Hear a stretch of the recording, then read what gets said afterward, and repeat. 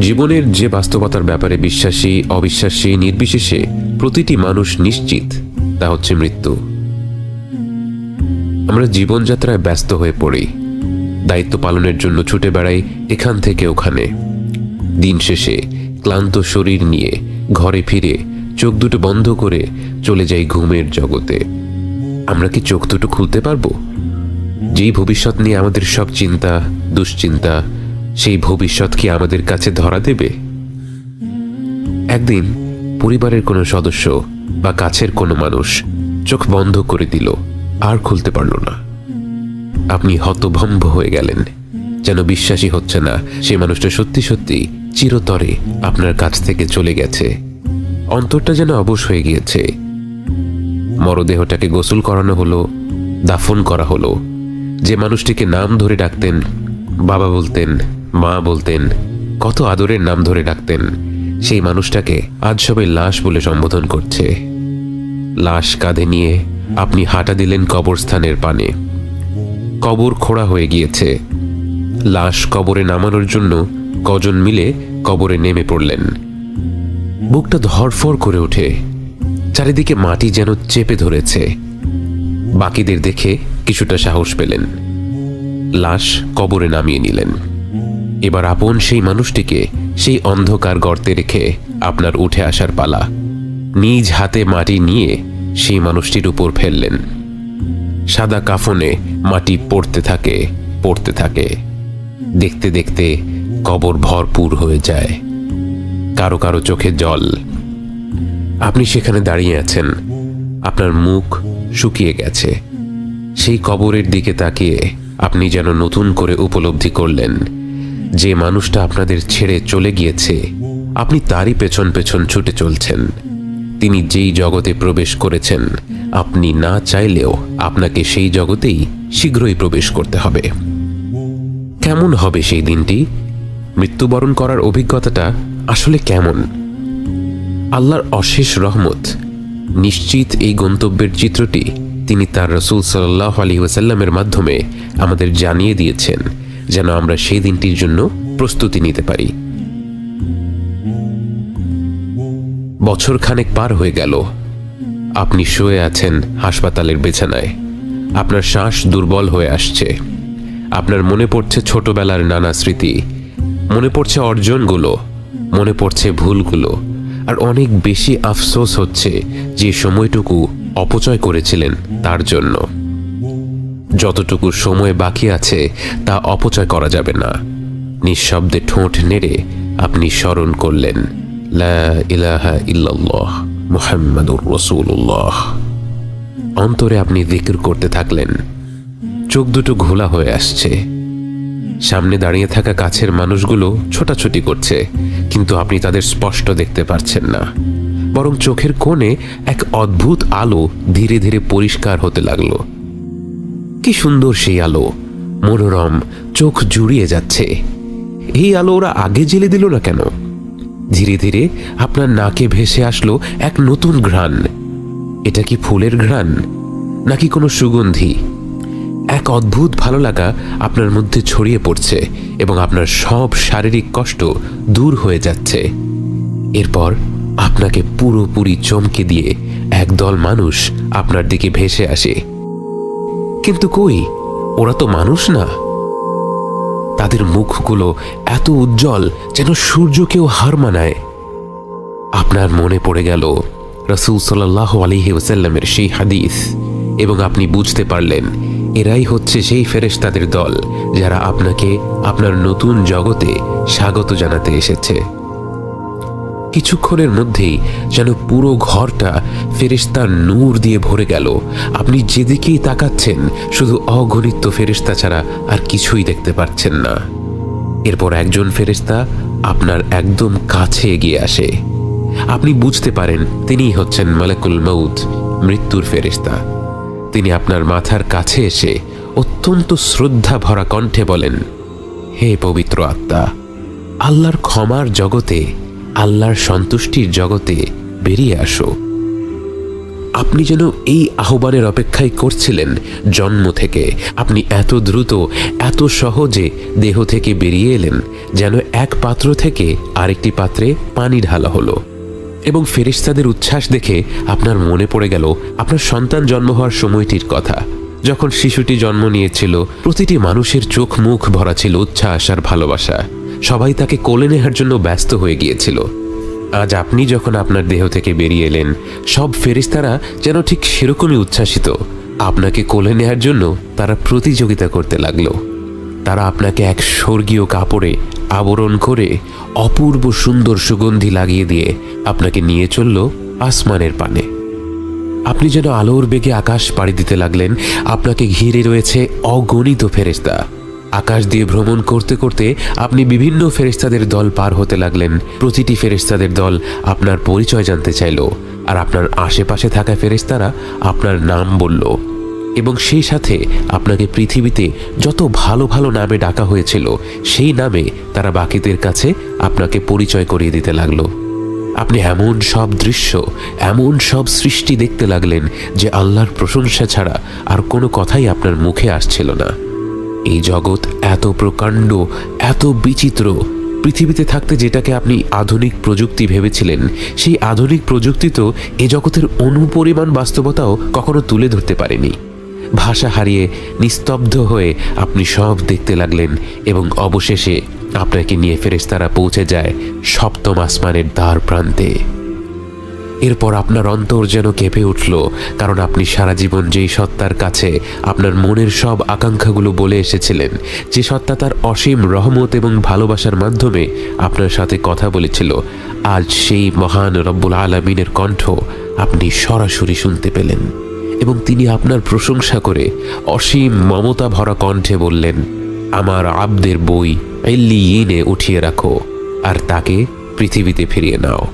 আমি তাকে মাটি থেকে সৃষ্টি করেছি এবং তাকে মাটিতেই ফিরিয়ে দিচ্ছি, এবং একদিন তাকে আবারও সেই মাটি থেকেই বের করে আনবো।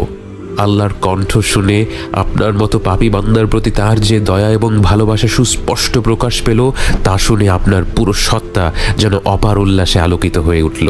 ফেরেশতারা আপনাকে আবার পৃথিবীতে ফিরিয়ে নিতে লাগলো, কিন্তু আপনি যেন আপনার রবের সেই মায়া ভরা কণ্ঠ ছাড়া আর কিছু নিয়েই ভাবতে পারছেন না।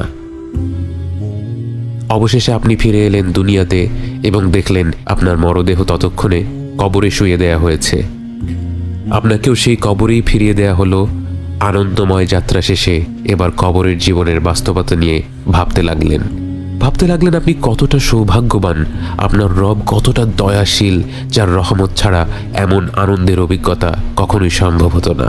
আপনার মনে পড়ে গেল আপনার হাবিব সাল্লাল্লাহু আলাইহি ওয়াসাল্লামের সেই হাদিসটি, এবং আপনার মনে পড়ে গেল আজ আপনি ঈমান নিয়ে মৃত্যুবরণ না করলে আপনার পরিণতি কেমন হতো।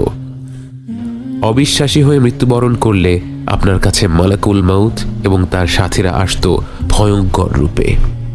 তাদের দেখা মাত্র আপনি তাদের থেকে দূরে পালিয়ে যেতে চাইতেন, কিন্তু পালানোর কোনো সুযোগ তখন থাকতো না।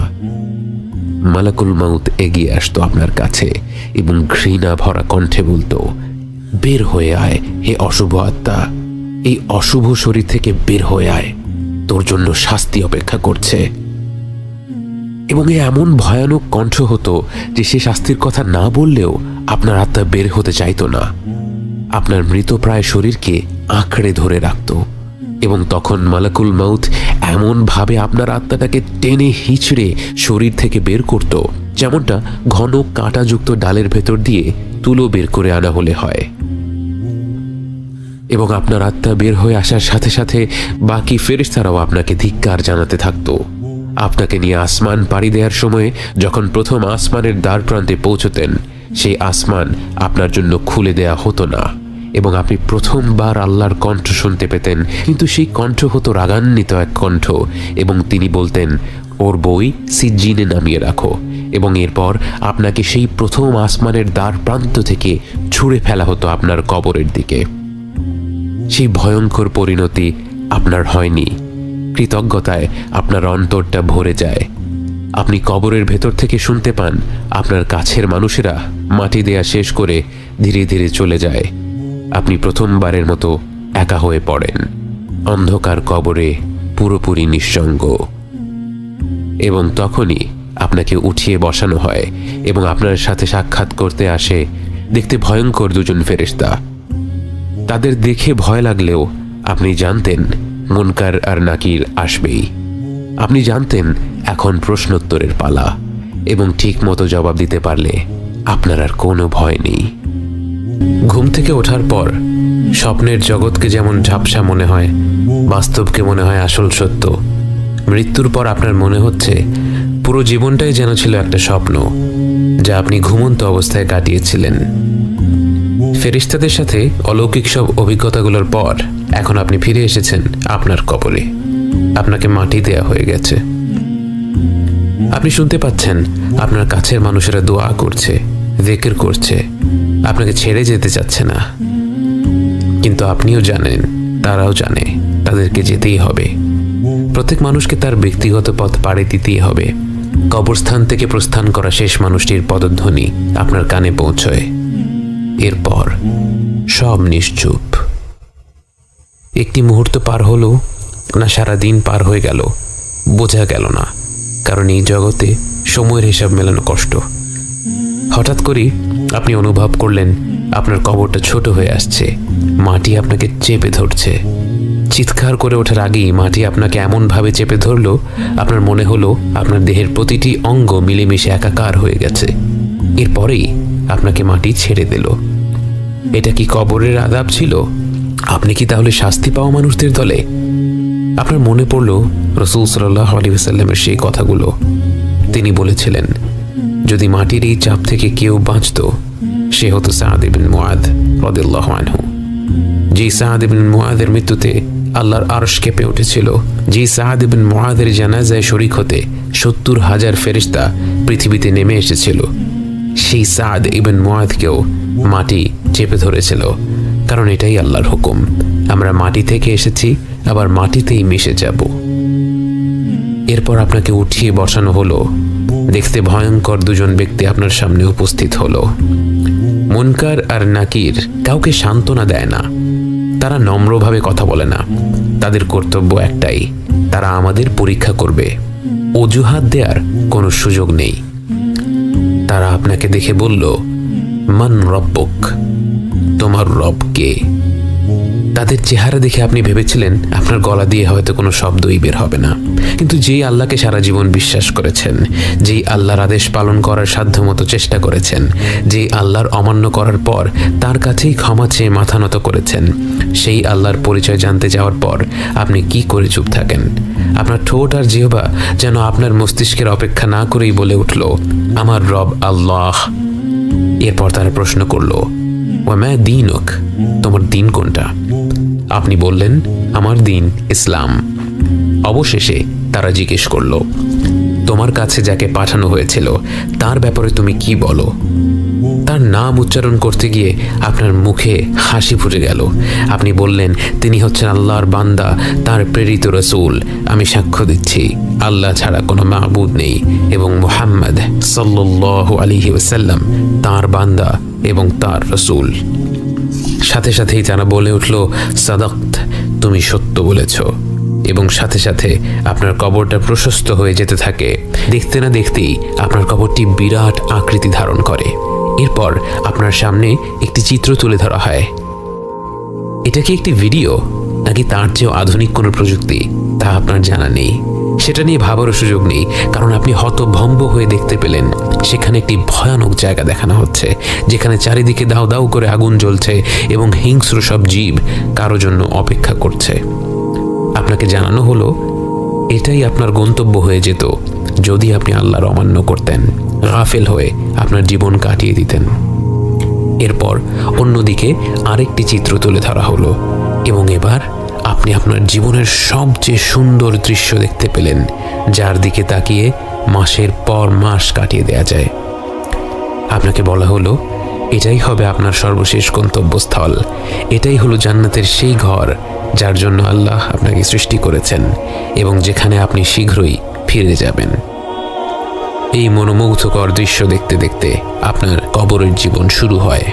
কোনো এক পর্যায়ে আপনার সাথে দেখা করতে আসবে আপনার আত্মীয় স্বজনেরা, যারা আপনাকে ছেড়ে অনেক আগে পরকালের পথ পাড়ি দিয়েছিলেন। একবার ভেবে দেখুন কতটা আন্তরিক হবে সেই মিলন। যেই মাকে, যেই বাবাকে, যেই নানা নানি দাদা দাদিকে আপনি কবর দিয়েছিলেন বহু বছর আগে, বারজাখের জীবনে এসে তাদের সাথে আপনার সাক্ষাৎ হবে। তারা দুনিয়ার জীবনের খবর জানতে চাইবে, তারা আপনার সাথে গল্প করবে। গল্প করতে করতে আপনার এক বন্ধুর কথা উঠে যায়। তারা বলে, অমুক কেমন আছে? আপনি অবাক হয়ে যান। আপনি বলেন, অমুক তো আরও 3 বছর আগেই মারা গেছে, কেন তোমরা কি তার দেখা পাওনি? সবাই চুপ হয়ে যায়। সবাই বুঝতে পারে আপনার সেই বন্ধুটি ঈমান নিয়ে মৃত্যুবরণ করতে পারেনি, কবরের আযাব থেকে নিজেকে মুক্ত করতে পারেনি। যে ব্যক্তি ঈমান নিয়ে মৃত্যুবরণ করতে পারল না, মৃত্যু থেকে শুরু করে জাহান্নাম পর্যন্ত তার পরিস্থিতি ক্রমাগতভাবে খারাপ হতে থাকে। যখন তাকে আসমান থেকে জমিনে ছুঁড়ে ফেলা হয়, যখন মাটি তাকে হিংস্রভাবে চেপে ধরে, এরপর যখন মুনকার নাকির এসে তাকে উঠিয়ে বসায় আর জিজ্ঞেস করে মান রব্বুক, সে কোনো উত্তর দিতে পারে না, আমতা আমতা করতে থাকে। তাকে বলা হয় মা দীনুক, আবারও সে আমতা আমতা করতে থাকে, কোনো উত্তর দিতে পারে না। তাকে প্রশ্ন করা হয় রাসূল সাল্লাল্লাহু আলাইহি ওয়াসাল্লামকে নিয়ে, তার ব্যাপারে সে কি জানে। সে অনিশ্চিত হয়ে বলে, আমি শুনেছিলাম লোকে এই বলতো। তখন মুনকার আর নাকির বলবে, তুমি মিথ্যা বলেছ। তার মাথায় শক্ত লোহা দিয়ে এত জোরে আঘাত করা হবে যে তার চিৎকার শুনতে পাবে আশেপাশের প্রতিটি সৃষ্টি, শুধু মানুষ আর জিন ব্যতীত। এরপর তাকে জান্নাতের একটি দৃশ্য দেখানো হবে। তাকে বলা হবে এটাই তার গন্তব্য হতে পারত যদি সে আল্লাহর আহ্বানে সাড়া দিত। তারপর তাকে জাহান্নামের দৃশ্য দেখিয়ে বলা হবে সে নিজেই এই গন্তব্যটি নিজের জন্য বেছে নিয়েছে।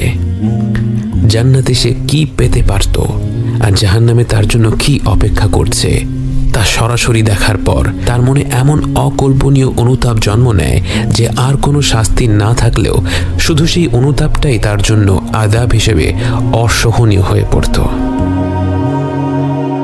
সেই গন্তব্য আপনার হয়নি। আপনি শুয়ে আছেন আপনার প্রশস্ত কবরে, জান্নাতের আলোয় আলোকিত, শুধুমাত্র আপনার রবের অসীম রহমতের কারণে। এই সুখময় আবাসে আপনি অপেক্ষা করতে থাকেন সেই দিনটির জন্য, যেদিন সবাইকে একটি ময়দানে একত্রিত করা হবে। জান্নাতের দরজা খুলে দেয়া হয়েছে, আপনার কবর প্রশস্ত করে দেয়া হয়েছে। কবরে বয়ে চলছে সুমধুর বাতাস। পৃথিবীর সবচেয়ে সুন্দরতম সাগর পাড়ে বসে যত ভালো লাগতো তার চেয়েও অনেক গুণ বেশি ভালো লাগায় তৃপ্ত আপনার অন্তরটি।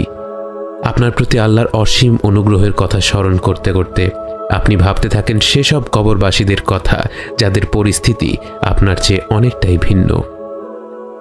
আপনার মনে পড়ে যায় রাসূল সাল্লাল্লাহু আলাইহি ওয়াসাল্লামের কথা। তিনি কবরের নানা ধরনের আযাবের কিছু বিবরণ দিয়ে গিয়েছিলেন যেন আমরা সকলে সতর্ক থাকি। বুখারীর হাদিসে আছে রাসূল সাল্লাল্লাহু আলাইহি ওয়াসাল্লাম একদিন স্বপ্নের মাধ্যমে কবরের আযাবের কিছু উদাহরণ দেখেছিলেন যা তিনি আমাদের শেখানোর উদ্দেশ্যে বর্ণনা করেছেন। রাসূল সাল্লাল্লাহু আলাইহি ওয়াসাল্লাম দেখলেন দুজন লোক এসে তার দুহাত ধরে তাকে জেরুসালেমের দিকে নিয়ে যাচ্ছে। হঠাৎ তিনি দুজন মানুষকে দেখলেন, এক ব্যক্তি বসে আছে আর আরেক ব্যক্তি লোহার আঁকড়া হাতে দাঁড়িয়ে থাকা ব্যক্তিটি লোহার আঁকড়াটা নিয়ে বসে থাকা ব্যক্তির মুখের ভেতর ঢুকিয়ে দিচ্ছিল এবং এমনভাবে টেনে বের করছিল যে সে ব্যক্তির এক পাশের গাল পুরোপুরি ছিঁড়ে যাচ্ছিল। এরপর সে একইভাবে তার অন্য গালে আঘাত করছিল এবং ততক্ষণে প্রথম গালটি আবার ঠিক হয়ে যাচ্ছিল। এভাবে করে তার শাস্তি চলতে থাকলো। রাসূল সাল্লাল্লাহু আলাইহি ওয়াসাল্লাম জানতে চাইলেন এসব কেন হচ্ছে। তখন তার সাথী ফেরেশতারা বলল, চলুন চলুন, অর্থাৎ ব্যাখ্যা পরে হবে। এরপর তিনি চিত হয়ে শুয়ে থাকা এক ব্যক্তির পাশে এসে উপস্থিত হলেন। তার মাথার কাছে পাথর হাতে এক ব্যক্তি দাঁড়িয়ে পাথরটা দিয়ে তার মাথা চূর্ণ বিচূর্ণ করে দিচ্ছিল। নিক্ষিপ্ত পাথরটি দূরে গড়িয়ে যাওয়ার ফলে নিক্ষেপকারী ব্যক্তি তা তুলে নিয়ে শুয়ে থাকা ব্যক্তির কাছে ফিরে আসতে আসতেই তার মাথা আবার আগের মতো জোড়া লেগে যাচ্ছিল। এভাবে বারবার তার মাথা ভেঙে চুরমার হতে লাগলো। রাসূল সাল্লাল্লাহু আলাইহি ওয়াসাল্লাম আবারও জিজ্ঞেস করলেন, এই লোকটি কে? ফেরেশতারা আবারও বলল, চলুন চলুন, অর্থাৎ ব্যাখ্যা পরে হবে। এরপর তারা একটি গর্তে পৌঁছলেন, যা অনেকটা তন্দুরের মতো। গর্তের গভীরে আগুন জ্বলছিল। সে গর্তে ছিল অসংখ্য উলঙ্গ নরনারী। আগুনটা নিচ থেকে তাদের কাছে ধেয়ে আসছিল, আর তারা জোরে চিৎকার করে উঠছিল। আবারও রাসূল সাল্লাল্লাহু আলাইহি ওয়াসাল্লাম তাদের ব্যাপারে প্রশ্ন করলেন। আবারও ফেরেশতারা বলল, চলুন চলুন। এরপর তারা একটি নদীর কাছে এসে হাজির হলেন, যেখান দিয়ে বয়ে চলছিল রক্ত। সে রক্তের নদীর মাঝখানে দাঁড়ানো ছিল একটি লোক। নদীর তীরে একজন দাঁড়িয়েছিল এবং তার সামনে ছিল একটি পাথর। নদীর মাঝখানের লোকটি নদী থেকে বের হয়ে আসার জন্য অগ্রসর হলেই তীরে দাঁড়ানো লোকটি সে ব্যক্তির মুখ বরাবর পাথর নিক্ষেপ করছিল। এতে সে আগের জায়গায় ফিরে যাচ্ছিল। এমনভাবে সে যতবার তীরে উঠে আসতে চেষ্টা করে, ততবার সে ব্যক্তি তার মুখ বরাবর পাথর নিক্ষেপ করে আগের জায়গায় ফিরে যেতে বাধ্য করে। এরপর নবীজি সাল্লাল্লাহু আলাইহি ওয়াসাল্লাম আরও বেশ কিছু আশ্চর্য দৃশ্য দেখলেন এবং সবশেষে আবারও তিনি যা যা দেখলেন সেগুলোর ব্যাখ্যা জানতে চাইলেন। তখন ফেরেশতারা বলল, আপনি প্রথমে যে ব্যক্তির গাল ছিঁড়ে ফেলার দৃশ্য দেখলেন, সে একজন মিথ্যাবাদী, মিথ্যা কথা বলে বেড়াতো। তার বলা মিথ্যা কথা ক্রমাগত বর্ণিত হয়ে দূর দূরান্তে পৌঁছে যেত। কিয়ামত পর্যন্ত সে কবরে এভাবে শাস্তি পেতে থাকবে।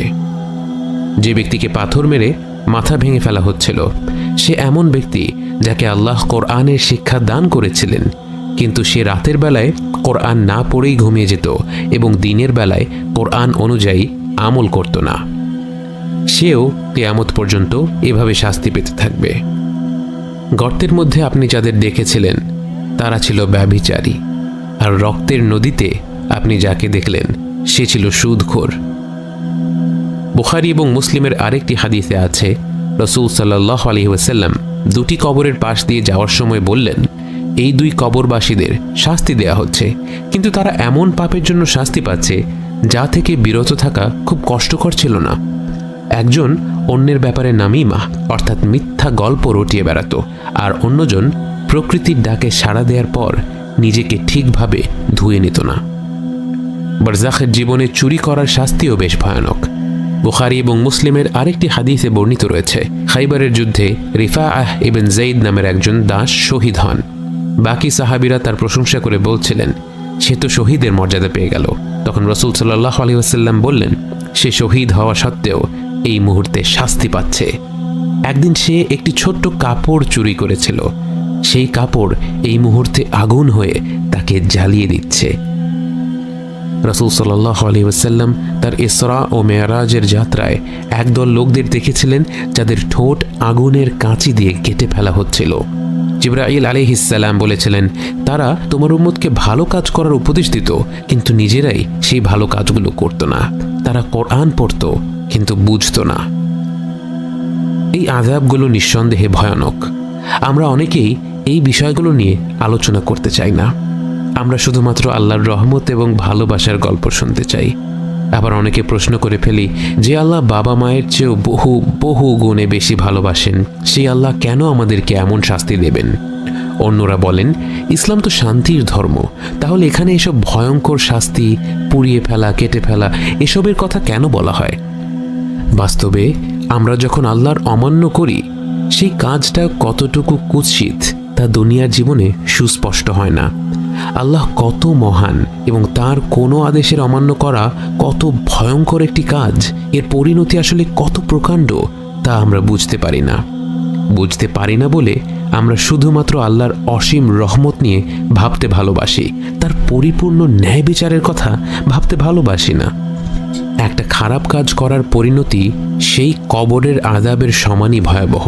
কিন্তু আল্লাহ যেহেতু আমাদের অত্যন্ত ভালোবাসেন, আমাদের জান্নাতে যাওয়ার পথ করে দেওয়ার সুযোগ খুঁজতে থাকেন, তাই তিনি আমাদের তাৎক্ষণিকভাবে শাস্তি দিয়ে দেন না, বরং আমাদের সারা জীবনটা দিয়ে দেন, ফিরে আসার আহ্বান দিতে থাকেন, বিভিন্নভাবে আমাদের ডাকতে থাকেন এবং ফিরে আসা মাত্রই আমাদের ক্ষমা করে দেন।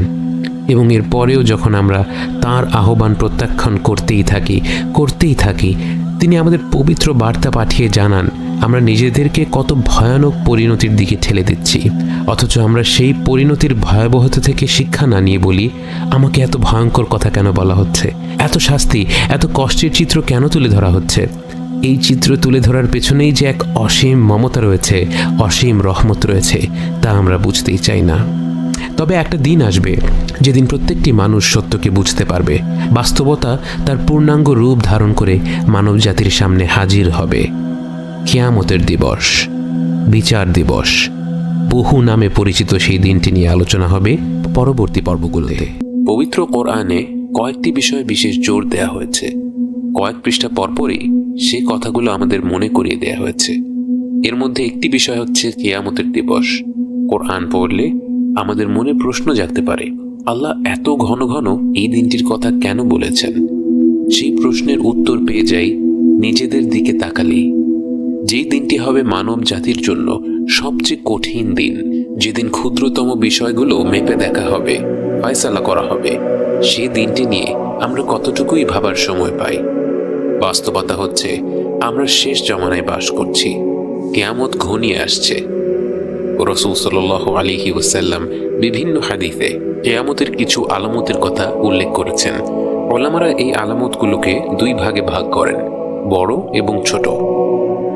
ছোট আলামত অনেক রয়েছে, যার মধ্যে অন্যতম হল রাসূল সাল্লাল্লাহু আলাইহি ওয়াসাল্লামের মৃত্যু। 1400 বছর আগে ঘটে যাওয়া এই ঘটনা যখন কিয়ামতের একটি সুস্পষ্ট নিদর্শন হিসেবে উল্লেখ করা হয়েছে, আমরা বুঝতে পারি আমরা কিয়ামতের কত কাছে চলে এসেছি। এছাড়া রাসূল সাল্লাল্লাহু আলাইহি ওয়াসাল্লাম আরো অনেকগুলো চিহ্ন উল্লেখ করেছেন, যার মধ্যে রয়েছে অভাবী বেদুইনরা উঁচু অট্টালিকা বানানোর প্রতিযোগিতা করবে, মানুষের মধ্যে পরস্পরের উপর বিশ্বাস উঠে যাবে, সুদ এমনভাবে বৃদ্ধি পাবে যে কোনো ব্যক্তি এর থেকে পুরোপুরি মুক্ত হতে পারবে না, মদ্যপান বেড়ে যাবে, জিনা বেড়ে যাবে, ভূমিকম্প বেড়ে যাবে, হত্যাকাণ্ড এমনভাবে বৃদ্ধি পাবে যে ব্যক্তি হত্যা করছে এবং যাকে হত্যা করা হচ্ছে দুজনের একজনও জানবে না হত্যার উদ্দেশ্যটা আসলে কি। নারীরা কাপড় পরিধান করা সত্ত্বেও বিবস্ত্র হবে, মিথ্যা সাক্ষ্য দেওয়ার প্রচলন থাকবে, জন্তু জানোয়ারেরা এবং নিষ্প্রাণ বস্তু মানুষের সাথে কথা বলবে এবং সবচেয়ে নিম্ন স্তরের লোকেরা সমাজের নেতা হয়ে যাবে। এছাড়াও কিয়ামতের আরো অনেক ছোট আলামত আমরা বিভিন্ন হাদিসে পেয়ে থাকি, কিন্তু কিয়ামতের বড় আলামতগুলো হচ্ছে 10টি। মানব জাতির জন্য কিয়ামতের সবচেয়ে ভয়ঙ্কর আলামত, এমনকি মানব ইতিহাসের সবচেয়ে কঠিন ফিতনা হবে দাজ্জাল। দাজ্জাল 40 দিন পৃথিবীতে রাজত্ব করবে। এর মধ্যে প্রথম দিনটি মনে হবে 1 বছরের সমান, দ্বিতীয় দিনটি মনে হবে 1 মাসের সমান, তৃতীয় দিনটি মনে হবে 1 সপ্তাহের সমান এবং বাকি দিনগুলো সাধারণ দিনের সমানই মনে হবে। যদিও শুনলে 40 দিন খুব বেশি সময় মনে হয় না, বাস্তবে দাজ্জাল হবে প্রতিটি মুমিনের জন্য সবচেয়ে বড় ফিতনা। আল্লাহ আযজা ওয়া জাল দাজ্জালকে এমন সব শক্তি দেবেন যে প্রকৃত ঈমানদার ছাড়া অন্য কেউ তার আহ্বান অগ্রাহ্য করতে পারবে না। তাই রাসূল সাল্লাল্লাহু আলাইহি ওয়াসাল্লাম আমাদেরকে দাজ্জালের ফিতনা থেকে রেহাই পাওয়ার দোয়া শিখিয়েছেন এবং আরও বলেছেন, যে ব্যক্তি সূরা কাহাফের প্রথম 10টি আয়াত মুখস্থ করবে সেটা তাকে দাজ্জালের ফিতনা থেকে রক্ষা করবে। এরপর ঈসা আলাইহিস সালাম পৃথিবীতে ফিরে আসবেন। তিনি সুশাসন প্রতিষ্ঠা করবেন, শিরক ধ্বংস করবেন এবং ইসলামকে প্রতিষ্ঠিত করবেন। সেই সাথে তিনি দাজ্জালের সাথে যুদ্ধ করে তাকে হত্যা করবেন। এরপরে ইয়াজুজ এবং মাজুজ পৃথিবীতে ছড়িয়ে পড়বে এবং ঈসা আলাইহিস সালাম তাদের বিরুদ্ধে কঠিন যুদ্ধে লিপ্ত হবেন এবং অবশেষে তাদের ধ্বংস করবেন। এরপর ঈসা আলাইহিস সালাম শান্তিপূর্ণ অবস্থা প্রতিষ্ঠিত করবেন এবং মৃত্যুবরণ করবেন। কিয়ামতের আগে কিছু বড় ধরনের প্রাকৃতিক নিদর্শনও দেখা যাবে। সূর্য পশ্চিম দিক থেকে উদয় হবে, 3টি প্রকাণ্ড ভূমিকম্প হবে। এর একটি হবে পূর্বাঞ্চলে, একটি পশ্চিমে এবং আরেকটি আরব অঞ্চলে। আরেকটি প্রাকৃতিক আলামত হবে 40 দিনের জন্য একটি গাঢ় ধোঁয়ায় গোটা পৃথিবী ছেয়ে যাবে। এতে বিশ্বাসী এবং অবিশ্বাসী নির্বিশেষে প্রত্যেকে আক্রান্ত হবে। এই ধোঁয়ার ব্যাপারে আল্লাহ তাআলা বলেন,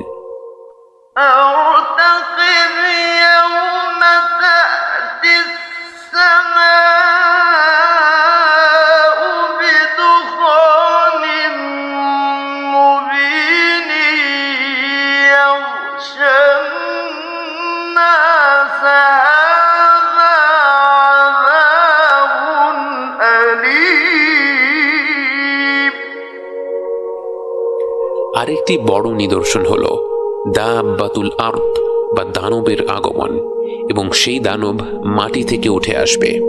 তাকে আল্লাহ কথা বলার ক্ষমতা দিবেন এবং সে মুমিন এবং অবিশ্বাসীদের চিহ্নিত করে দিবে। কিয়ামতের আগের সর্বশেষ আলামত হচ্ছে ইয়েমেন অঞ্চল থেকে এক প্রকাণ্ড আগুন শুরু হবে, যা ছড়িয়ে পড়বে পৃথিবী জুড়ে। এই আগুন পৃথিবীতে অবশিষ্ট সকল মানুষকে একটি প্রান্তরে নিয়ে আসবে।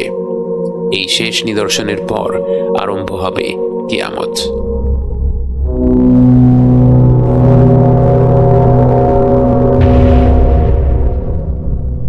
কিয়ামত শুরু হবে হঠাৎ করে। যারা কোনো বিষয়ে আলোচনা করছিল তারা তাদের আলোচনাও শেষ করার সময় পাবে না। কেউ কারো পরিবার পরিজনদের সতর্ক করার সুযোগ পাবে না। যে দুজন ব্যক্তি কোনো লেনদেন করছিল তারা তাদের লেনদেন শেষ করার সুযোগ পাবে না। যে ব্যক্তি ঘরে দুধ নিয়ে যাচ্ছিল সে সেই দুধের স্বাদ পাবে না। যে ব্যক্তি মুখে খাবার তুলছিল সে সেই খাবার মুখে দিতে পারবে না। হঠাৎ করেই ইসরাফিল আলাইহিসসালামের সিংহার শব্দে আরম্ভ হয়ে যাবে কিয়ামত। এই শব্দের সাথে সাথে আসমান এবং জমিনের প্রতিটি সৃষ্টি মৃত্যুবরণ করবে, শুধু আল্লাহর নির্ধারিত কয়েকজন বান্দা ব্যতীত। গোটা আকাশমণ্ডলী বিস্ফোরিত হবে, পাহাড় পর্বত ধসে পড়বে, সমুদ্রগুলো প্রজ্বলিত হবে। আমরা মহাবিশ্ব বলতে যা বুঝি তা সম্পূর্ণরূপে পরিবর্তিত হয়ে যাবে। এরপর আল্লাহ তার 4 জন অবশিষ্ট পবিত্র ফেরেশতাকে জড়ো করবেন: জিবরাইল আলাইহিসসালাম, মিকাইল আলাইহিসসালাম, ইসরাফিল আলাইহিসসালাম এবং মালাকুল মাউত। আল্লাহ মালাকুল মাউতকে বলবেন একে একে মিকাইল আলাইহিসসালাম, ইসরাফিল আলাইহিসসালাম এবং সবশেষে জিবরাইল আলাইহিসসালামের রূহ নিয়ে নিতে। পরিশেষে আল্লাহ মালাকুল মাউতকে হুকুম করবেন মৃত্যুবরণ করার জন্যে, এবং স্বয়ং মালাকুল মাউত মৃত্যুবরণ করবে। কুল্লু মান আলাইহা ফান ওয়া ইয়াবকা ওয়াজহু রাব্বিকা যুল জালালি ওয়াল ইকরাম। এরপর আল্লাহ নিজেই নিজেকে প্রশ্ন করবেন, আজকে সব কর্তৃত্ব কার জন্য?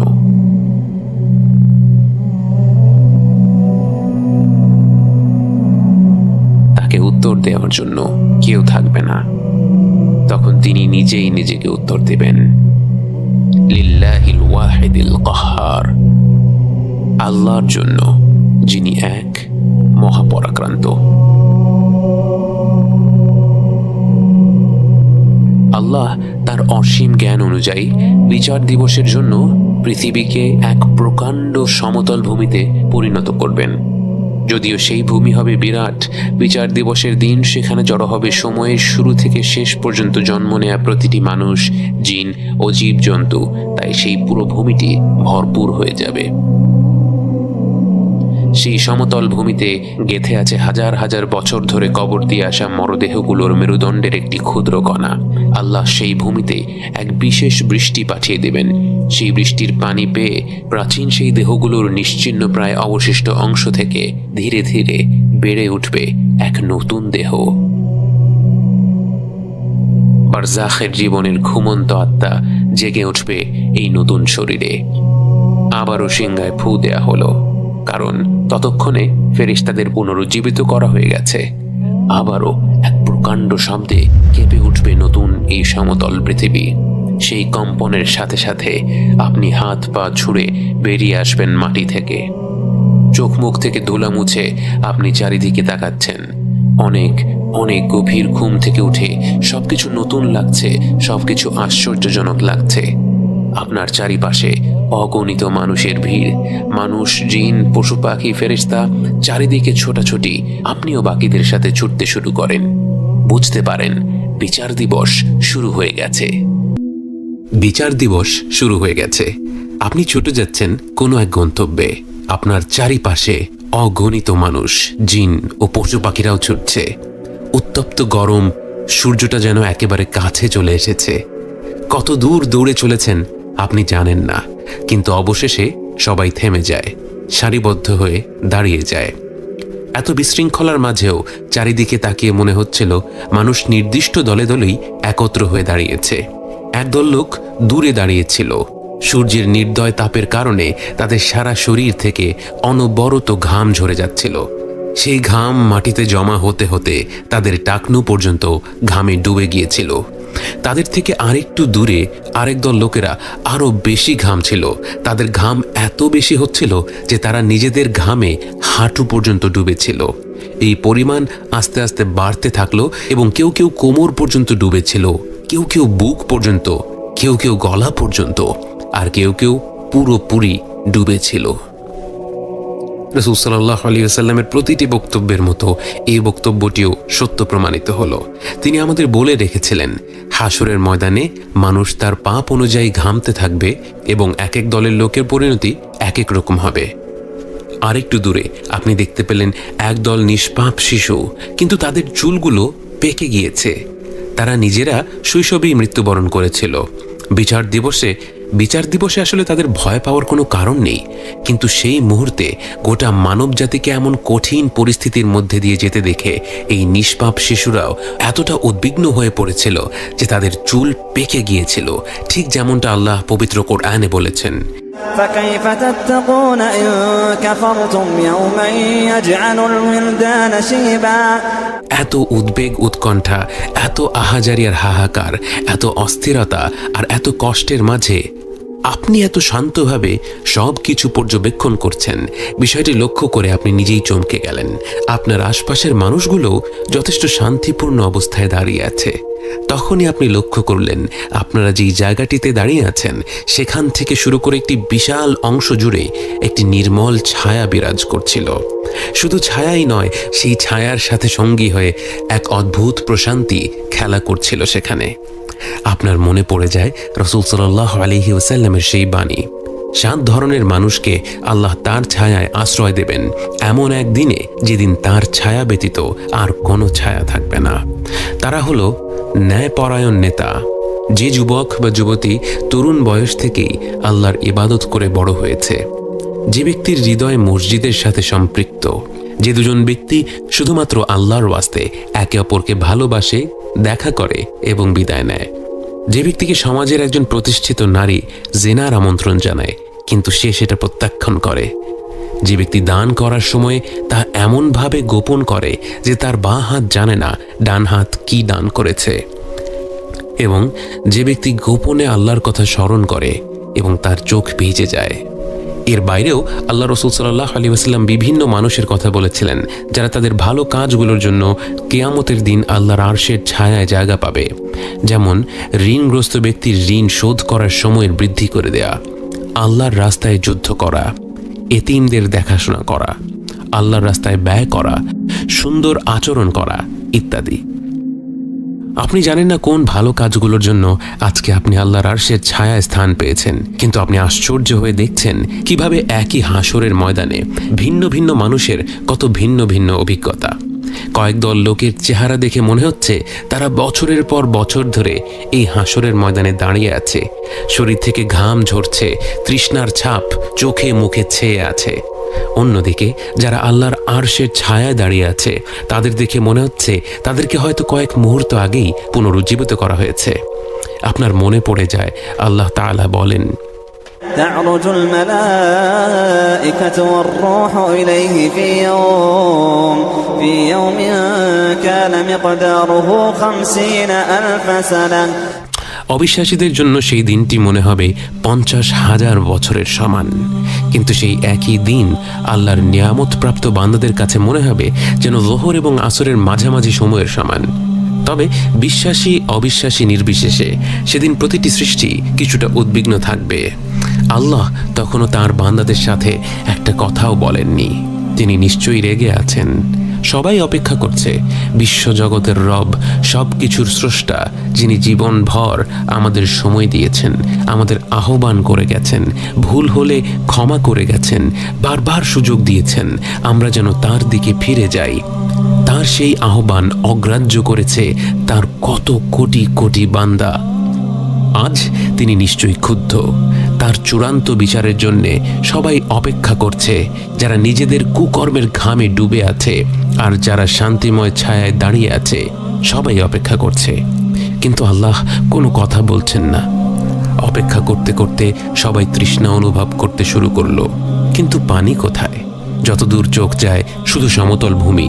কিন্তু হঠাৎ, হয়তো মিনিট 2-1 পর অথবা 1000 খানেক বছর পর, বলা মুশকিল, কারণ সময় এখন এক এক মানুষের জন্য এক এক গতিতে চলছে, হঠাৎ করে শোনা গেল একটি শব্দ, পানি। পানি উঠে এসেছে। নির্মম মরুভূমির ন্যায় এই জলশূন্য ময়দানের একটি বিরাট জায়গা জুড়ে পানি উঠে এলো। তৈরি হলো এক বিরাট পুকুর, কিন্তু এমন এক পুকুর যা কল্পনাকেও হার মানায়। এত বিশাল এক পুকুর, চারপাশে কোটি কোটি তৃষ্ণার্ত মানুষ। মানুষের তো সেখানে হুমড়ি খেয়ে ঝাঁপিয়ে পড়ার কথা, কিন্তু না, কেউ নড়তে পারছে না, অনুমতি নেই। এই পানি শুধুমাত্র বিশ্বাসীদের জন্য। প্রতিটি মুমিন ব্যক্তি তার জায়গা থেকে সেই পুকুরের দিকে এগিয়ে যেতে থাকে। আপনি হেঁটে যাচ্ছেন, বাকি মুমিনদের মতো আপনার মুখ, আপনার হাত, আপনার পা, অজু করার সময় যে অঙ্গগুলো জীবনভর ধুয়ে এসেছেন, প্রতিটি অঙ্গ থেকে এক অলৌকিক নূর বের হচ্ছে। গোটা মানবজাতি সেদিন আফসোস করবে, কেন আজ তারা এই দলের অংশ হতে পারল না। এই দলে রয়েছে সেই নিষ্পাপ পরিবার যাদের ঘরবাড়ি গুঁড়ো করে দিয়েছিল জালেম নেতারা। সেই জালেম নেতা তখন দাঁড়িয়ে দেখছে উজ্জ্বল সেই মুখগুলো হাস্যোজ্জ্বল ভঙ্গিতে এগিয়ে যাচ্ছে পুকুর পানে। এই দলেই রয়েছে আল্লাহর সেই বান্দা যে তরুণ বয়সে আল্লাহর বিধান মোতাবেক কাপড় পরিধান করায় তার বন্ধু বান্ধব থেকে শুরু করে আত্মীয় স্বজন প্রতিনিয়ত খোঁটা মেরে মন্তব্য করত, বলতো সে কেমন যেন অন্যরকম হয়ে গেছে। আজ সে আসলেই অন্যরকম। আজ সে হেঁটে চলছে সেই পুকুর পানে, আর বাকিরা অসহায়ভাবে তাকিয়ে দেখছে। অনেকটা পথ হেঁটে পুকুরটির দেখা মিলল। যেদিন প্রথম সমুদ্র দেখেছিলেন, মুগ্ধ হয়ে তাকিয়েছিলেন কয়েক মিনিট। যেদিন প্রথম নিস্তব্ধ পূর্ণিমার রাতে সাগর দেখেছিলেন, মুগ্ধ হয়ে তাকিয়েছিলেন ঘণ্টা খানেক। আজ মনে হয় 50,000 বছর মুগ্ধ হয়ে কাটিয়ে দিতে পারবেন। পুকুরটিকে দেখেই যেন আপনার সব তৃষ্ণা মিটে গেল। হয়তো আপনি সেভাবেই দাঁড়িয়ে থাকতেন, হয়তো আর কোথাও যেতে চাইতেন না, কিন্তু এরপর আপনার চোখ চলে যায় পুকুর পাড়ে দাঁড়িয়ে থাকা ব্যক্তিটির দিকে। তার থেকে এত উজ্জ্বল নূর ছড়িয়ে পড়ছিল যে তাকে দেখাই কঠিন হয়ে যাচ্ছিল, কিন্তু আস্তে আস্তে আপনি তাকে দেখতে পেলেন। কাঁধ সমান ঢেউ খেলানো চুল, ঘন কালো দাড়ি, মুখে পৃথিবীর সবচেয়ে মনোমুগ্ধকর হাসি, সামনের দাঁত দুটোর মাঝে একটি ছোট্ট ফাঁক। আপনি তার দিকে তাকিয়ে আছেন এবং একটু পর বুঝতে পারলেন তিনিও আপনারই দিকে তাকিয়ে আছেন, আপনাকে ডাকছেন। পরম আনন্দের এই মুহূর্তগুলো আপনি কাটাতে লাগলেন একটি ঘোরের মধ্যে। তিনি আপনাকে নিজ হাতে সেই পুকুর থেকে পানি তুলে দিলেন। আপনি সেই পানি পান করলেন।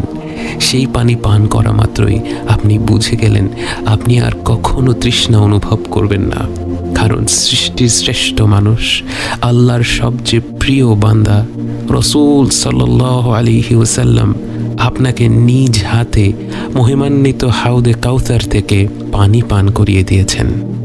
আপনি আর কখনোই তৃষ্ণার্ত হবেন না। বিচার দিবসের দৈর্ঘ্য 50,000 বছরের সমান।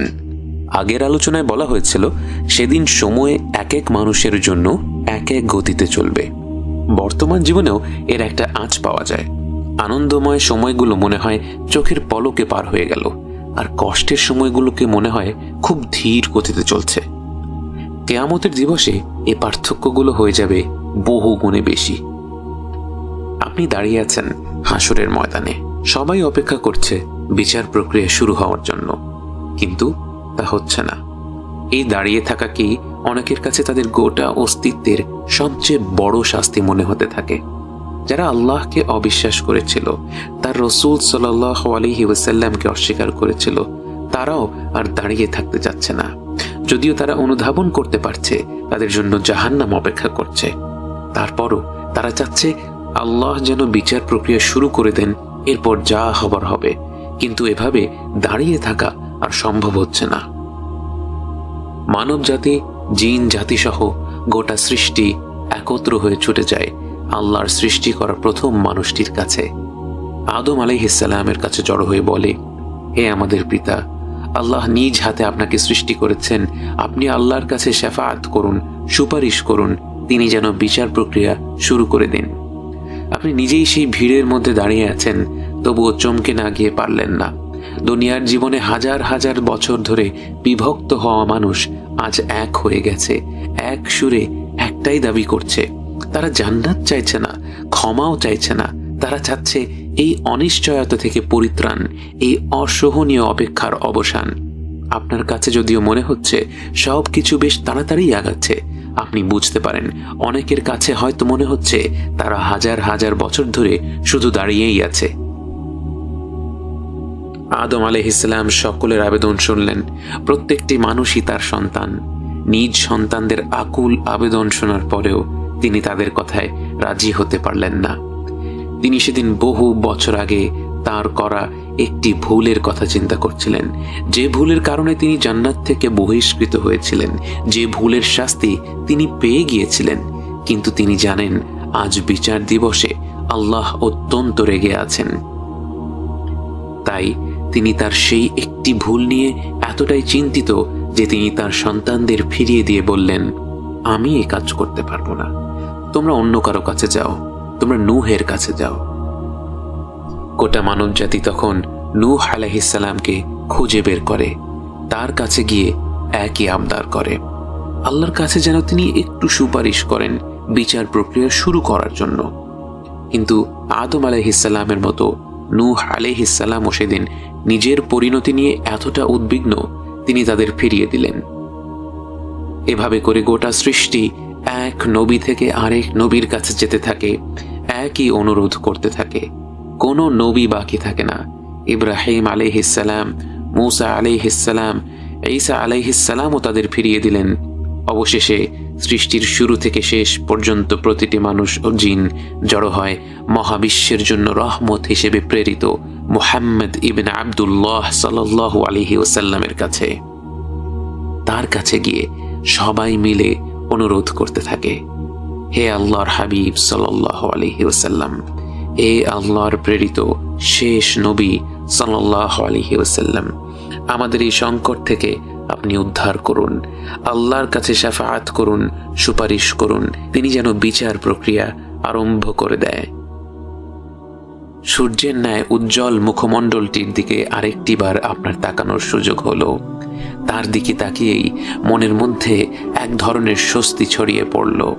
নবীজি সাল্লাল্লাহু আলাইহি ওয়াসাল্লাম সবার দিকে তাকালেন এবং তার অন্তর জোড়ানো কণ্ঠে সবাইকে আশ্বস্ত করে বললেন, আনা লাহা, আনা লাহা, এটা আমারই কাজ, এটা আমারই কাজ। এটাই হচ্ছে সেই মাকামে মাহমুদ, সেই প্রশংসিত স্থান যা রাসূল সাল্লাল্লাহু আলাইহি ওয়াসাল্লামকে দেয়ার অঙ্গীকার করা হয়েছিল। যখন গোটা সৃষ্টি বিচার দিবসের সেই চরম সংকটময় অবস্থায় থাকবে, একমাত্র তারই অনুমতি থাকবে পুরো মানব জাতি ও জিন জাতির হয়ে আল্লাহর কাছে সুপারিশ করার। রাসূল সাল্লাল্লাহু আলাইহি ওয়াসাল্লাম চলে যান আল্লাহর আরশের সামনে এবং সেখানে সিজদায় মাথা নত করলেন এবং আল্লাহকে এমন নামে এবং এমন ভাষায় প্রশংসা করা শুরু করলেন যা আগে কখনো নাজিল করা হয়নি।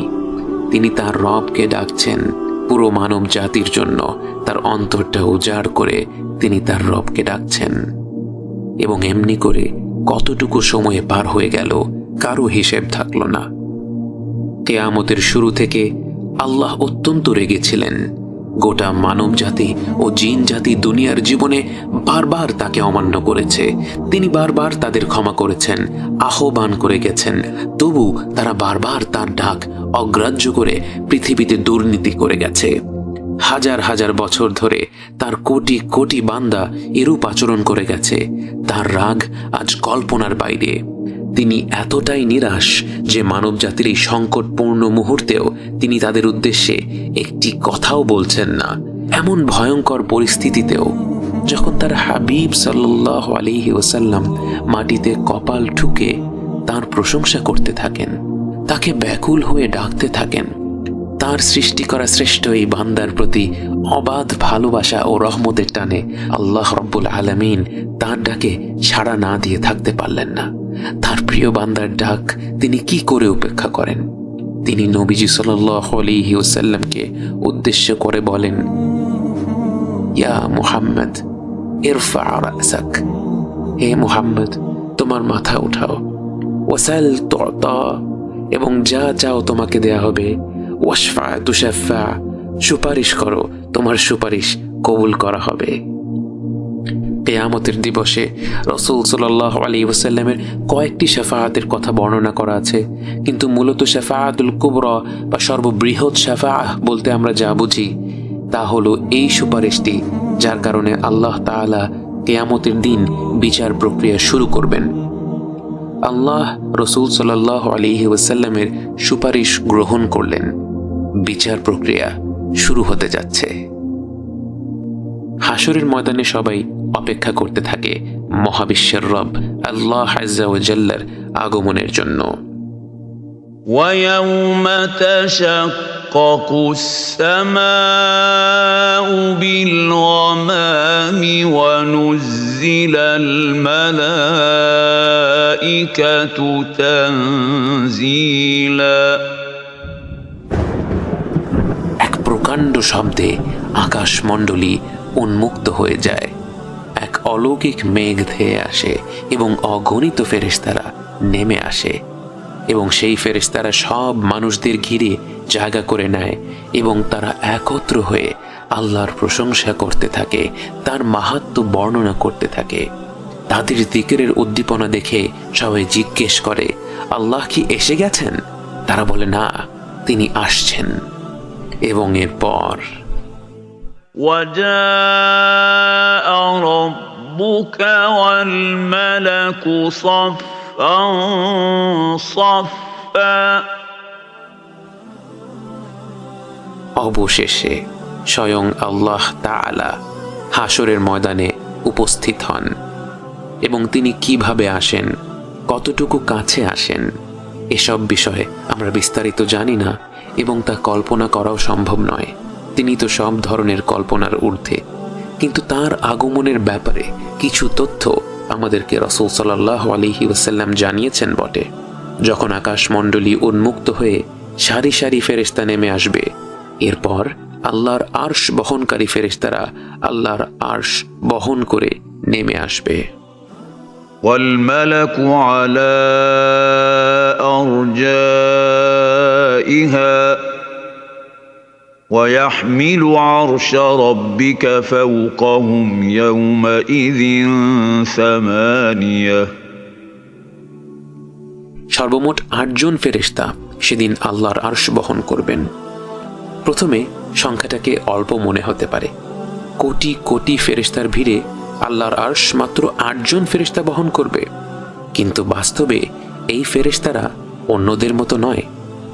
রাসূল সাল্লাল্লাহু আলাইহি ওয়াসাল্লাম তাদের বর্ণনা করে বলেন, আল্লাহর আরশ বহনকারী একজন ফেরেশতার পা হচ্ছে ৭ম জমিনে এবং তার মাথা হচ্ছে ৭ম আসমানে।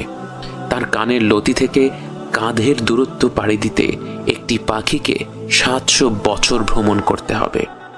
এমন একজন ফেরেশতা কল্পনা করাও আমাদের জন্য কঠিন। আমাদের আকাশের গ্রহ নক্ষত্রদের একত্র করলেও হয়তো এমন একজন ফেরেশতার সমান হবে না। এবার ভেবে দেখুন, এমন প্রকাণ্ড আকারের ৮ জন ফেরেশতা আল্লাহ রাব্বুল আলামিনের আরশ বহন করে হাসরের ময়দানে পৌঁছবেন, এবং আল্লাহর আগমনের পর শুরু হবে হিসাব নেয়ার পর্ব। কিয়ামতের দিন হিসাব হবে ৩ ধরনের। প্রথম দলকে কোনো হিসাব, কোনো আযাব ছাড়াই সরাসরি জান্নাতে প্রবেশ করানো হবে।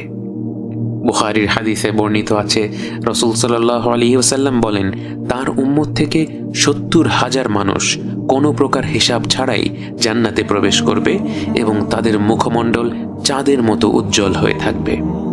যদিও ৭০,০০০ শুনলে খুব বেশি মনে হয় না, কিন্তু সকল মুমিন ব্যক্তিদের জন্য সুখবর রয়েছে। তিরমিজি ও ইবনে মাজাহ কিতাবের হাদিসে বর্ণিত আছে, রাসূল সাল্লাল্লাহু আলাইহি ওয়াসাল্লাম আরো বলেন, আমার রব আমাকে প্রতিশ্রুতি দিয়েছেন, আমার উম্মত থেকে ৭০,০০০ বান্দা সরাসরি জান্নাতে প্রবেশ করবে কোনো প্রকার হিসাব বা আযাব ছাড়া, এবং তাদের মধ্যে প্রতি ১,০০০ বান্দার সাথে আরো ৭০,০০০ মানুষ যোগ হবে। অর্থাৎ সব মিলিয়ে ৪৯ লক্ষ মুমিন বান্দা সরাসরি জান্নাতে প্রবেশ করবে কোনো প্রকার হিসাব ছাড়া। এবং শুধু তাই নয়, ওই হাদিসে রাসূল সাল্লাল্লাহু আলাইহি ওয়াসাল্লাম আরো বলেন, এরপর আল্লাহ তাআলা 3 বার তার নিজ হাতের মুঠো ভরে তার বান্দাদের কোনো হিসাব ছাড়া সরাসরি জান্নাতে প্রবেশ করাবেন। যে রবের আরশ এই পুরো মহাবিশ্ব থেকে অসংখ্য গুণে বড়, সে রবের হাত ভরপুর হলে কত অগণিত মুমিন বান্দা সেদিন সরাসরি জান্নাতে প্রবেশ করবে তা আমাদের কল্পনার বাইরে। আমরা শুধু এই আশাই করি যে আমরা প্রত্যেকে যেন সে দলের মধ্যেই অন্তর্ভুক্ত হই। পরম করুণাময় আল্লাহ যেন আমাদের উপর দয়া করেন, আমাদের কোনো প্রকার হিসাব না নেন। আমার ভাই এবং বোনেরা, এই বিষয়ে আপনাদের কাছে বিশেষভাবে জোর দিতে চাই। সেদিন লক্ষ লক্ষ, হয়তো কোটি কোটি মুমিন বান্দা কোনো প্রকার হিসাব ছাড়া সরাসরি জান্নাতে প্রবেশ করবে। এই বান্দাদের মধ্যে হয়তো অনেক ব্যভিচারী, অনেক সুদখোর, অনেক জালিম ব্যক্তিও থাকবে যারা তাদের ভুল বুঝতে পেরে আল্লাহর কাছে ফিরে এসেছিল কালবান সালিম বা বিশুদ্ধ অন্তর নিয়ে।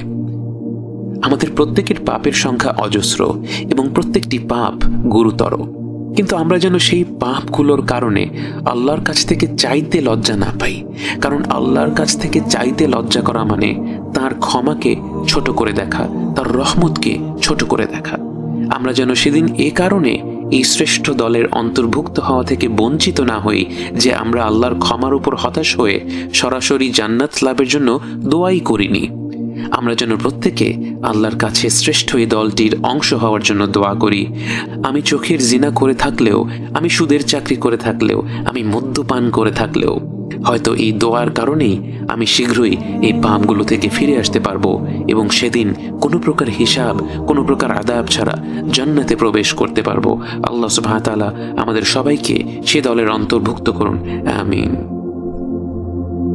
সর্বোত্তম এই পরিণতির পর রয়েছে 2টি দল। এক দল লোকের জন্য রয়েছে হিসাবুন ইয়াসির, فسوف يحاسب حسابا يسيرا। তাদের জন্য রয়েছে সহজ হিসাব, এবং এটাও হবে মুমিন বান্দাদের জন্য। কিন্তু সেই বান্দারা যারা হিসাব ছাড়া জান্নাতে প্রবেশ করার দলের মধ্যে ছিল না, এই দলের বান্দাকে আল্লাহ তার জ্ঞান, তার নিয়ামত এবং তার কাজ সম্পর্কে জিজ্ঞেস করবেন এবং সে সেগুলো কিভাবে কাজে লাগিয়েছিল তা জানতে চাইবেন। সে তখন বিভিন্ন ধরনের ভালো কাজের কথা উল্লেখ করতে পারবে এবং সে যত ভালো কাজের কথা উল্লেখ করতে থাকে সেই প্রশ্নোত্তর পর্ব তার জন্য তত সহজ হতে থাকে এবং সেই মুহূর্তেই আল্লাহর রহমত তার উপর বর্ষিত হতে থাকে।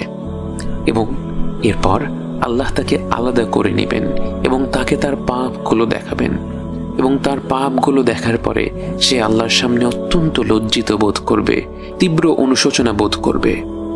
কিন্তু এরপর আল্লাহ তার পাপগুলো ক্ষমা করে দিবেন এবং সেই পাপগুলো সম্পর্কে আর কেউ জানবে না। এবং বলে রাখা ভালো, এ কারণেই উলামারা পরামর্শ দেন, কেউ গোপনে কোনো পাপ কাজ করে থাকলে সে যেন সেটা প্রকাশ্যে বলে না বেড়ায়, বরং তার পাপের জন্য গোপনেই আল্লাহর কাছে ক্ষমা চাইতে থাকে এবং ইনশাআল্লাহ কিয়ামতের দিনেও আল্লাহ গোপনেই তার পাপগুলো ক্ষমা করে দিবেন। কিন্তু সে যদি তার পাপগুলো প্রকাশ্যে নিয়ে আসে তাহলে আল্লাহ তাআলা অত্যন্ত রেগে যান এবং তা তার জন্য খারাপ পরিণতি বয়ে নিয়ে আসবে। হিসাব নেওয়ার সময় 3য় দল হবে তারা যাদের কঠিন হিসাব নেওয়া হবে, এবং যাদেরই কঠিন হিসাব নেওয়া হবে তারাই ধ্বংস। বুখারী ও মুসলিম হাদিসে আছে, রাসূল সাল্লাল্লাহু আলাইহি ওয়াসাল্লাম আয়েশা রাদিয়াল্লাহু আনহাকে বলেন, হিসাবের সময় যারই খুঁটিনাটি হিসাব নেওয়া হবে সেই সাজাপ্রাপ্ত হবে। এই দলের ব্যক্তিদের তাদের জীবনের প্রতিটি কাজের জন্য, প্রতিটি মুহূর্তের জন্য, ছোট বড় প্রতিটি নিয়ামতের জন্য প্রশ্ন করা হবে এবং এ দলের লোকদের কোনো উত্তর থাকবে না। ভেবে দেখুন, আমাদের যদি শুধু গত 1 সপ্তাহের কর্মকাণ্ডের জন্য প্রতিটি সেকেন্ড আমরা কিভাবে ব্যয় করেছি, প্রতিটি পয়সা আমরা কিভাবে আয় করেছি এবং তা কিসের পেছনে খরচ করেছি, প্রতিটি নিয়ামত পাওয়ার পর আমরা তা কিভাবে ব্যবহার করেছি এ নিয়ে প্রশ্ন করা হয়, হয়তো এই 1 সপ্তাহের হিসাবেই আমাদের পরিণতি ভয়ঙ্কর হয়ে যাবে। ভেবে দেখুন, যে ব্যক্তিকে তার বালে হওয়ার পর থেকে মৃত্যু পর্যন্ত প্রতিটি মুহূর্তের জন্য জবাবদিহিতা করতে হবে, তার পরিস্থিতি কতটা ভয়াবহ হবে। তাই আমরা প্রতিনিয়ত আল্লাহর কাছে দোয়া করি, আমাদের যা প্রাপ্য তিনি যেন আমাদের তা না দেন। আমাদের যা প্রাপ্য তা পেলে তো আমরা ধ্বংস হয়ে যাব, বরং তিনি যেন আমাদের প্রতি বিশেষ রহমত প্রদর্শন করেন, যা ছাড়া আমরা কখনোই জান্নাত লাভ করতে পারবো না।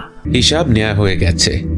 একদল মানুষ হিসাব ছাড়া জান্নাতে প্রবেশ করার অনুমতি পেয়ে গেছে, আরেক দল মানুষের নেওয়া হয়েছে সহজ হিসাব, এবং তৃতীয় দলের মানুষদের কড়ায় গণ্ডায় হিসাব নেওয়া হয়েছে। একদল লোক তাদের আমল নামাগুলো পেল ডান হাতে, আরেক দল পেল বাঁ হাতে। فأما من أوتي كتابه بيمينه فسوف يحاسب حسابا يسيرا وينقلب إلى أهله مسرورا وأما من أوتي كتابه وراء ظهره فسوف يدعو ثبورا ويصلى سعيرا। হিসাবের মাধ্যমে প্রত্যেক ব্যক্তি দুনিয়ার জীবনে কি কি কাজ করেছিল তা জানতে পারে, কিন্তু কোন কাজের পরিণাম কি তা এখনো জানা যায়নি। সেটা জানার জন্যই এরপর সবার সামনে নিয়ে আসা হবে আল মিজান।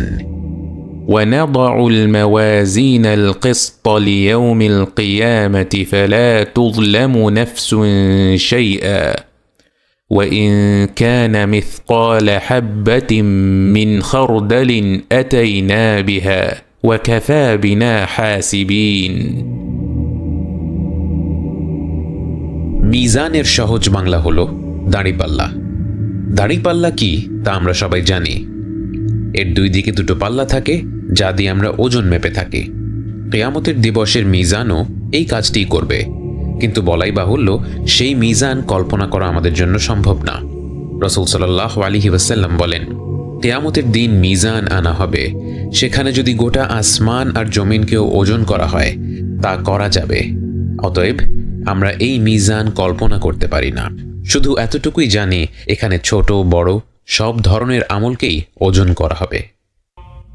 যে সকল আমল ইখলাসের সাথে শুধুমাত্র আল্লাহকে খুশি করার উদ্দেশ্যে তার প্রেরিত রাসূল সাল্লাল্লাহু আলাইহি ওয়াসাল্লামের নির্দেশনা মোতাবেক করা হয়েছিল, সে সকল আমল ক্ষুদ্র হলেও মিজানে তাদের ভার হবে অনেক।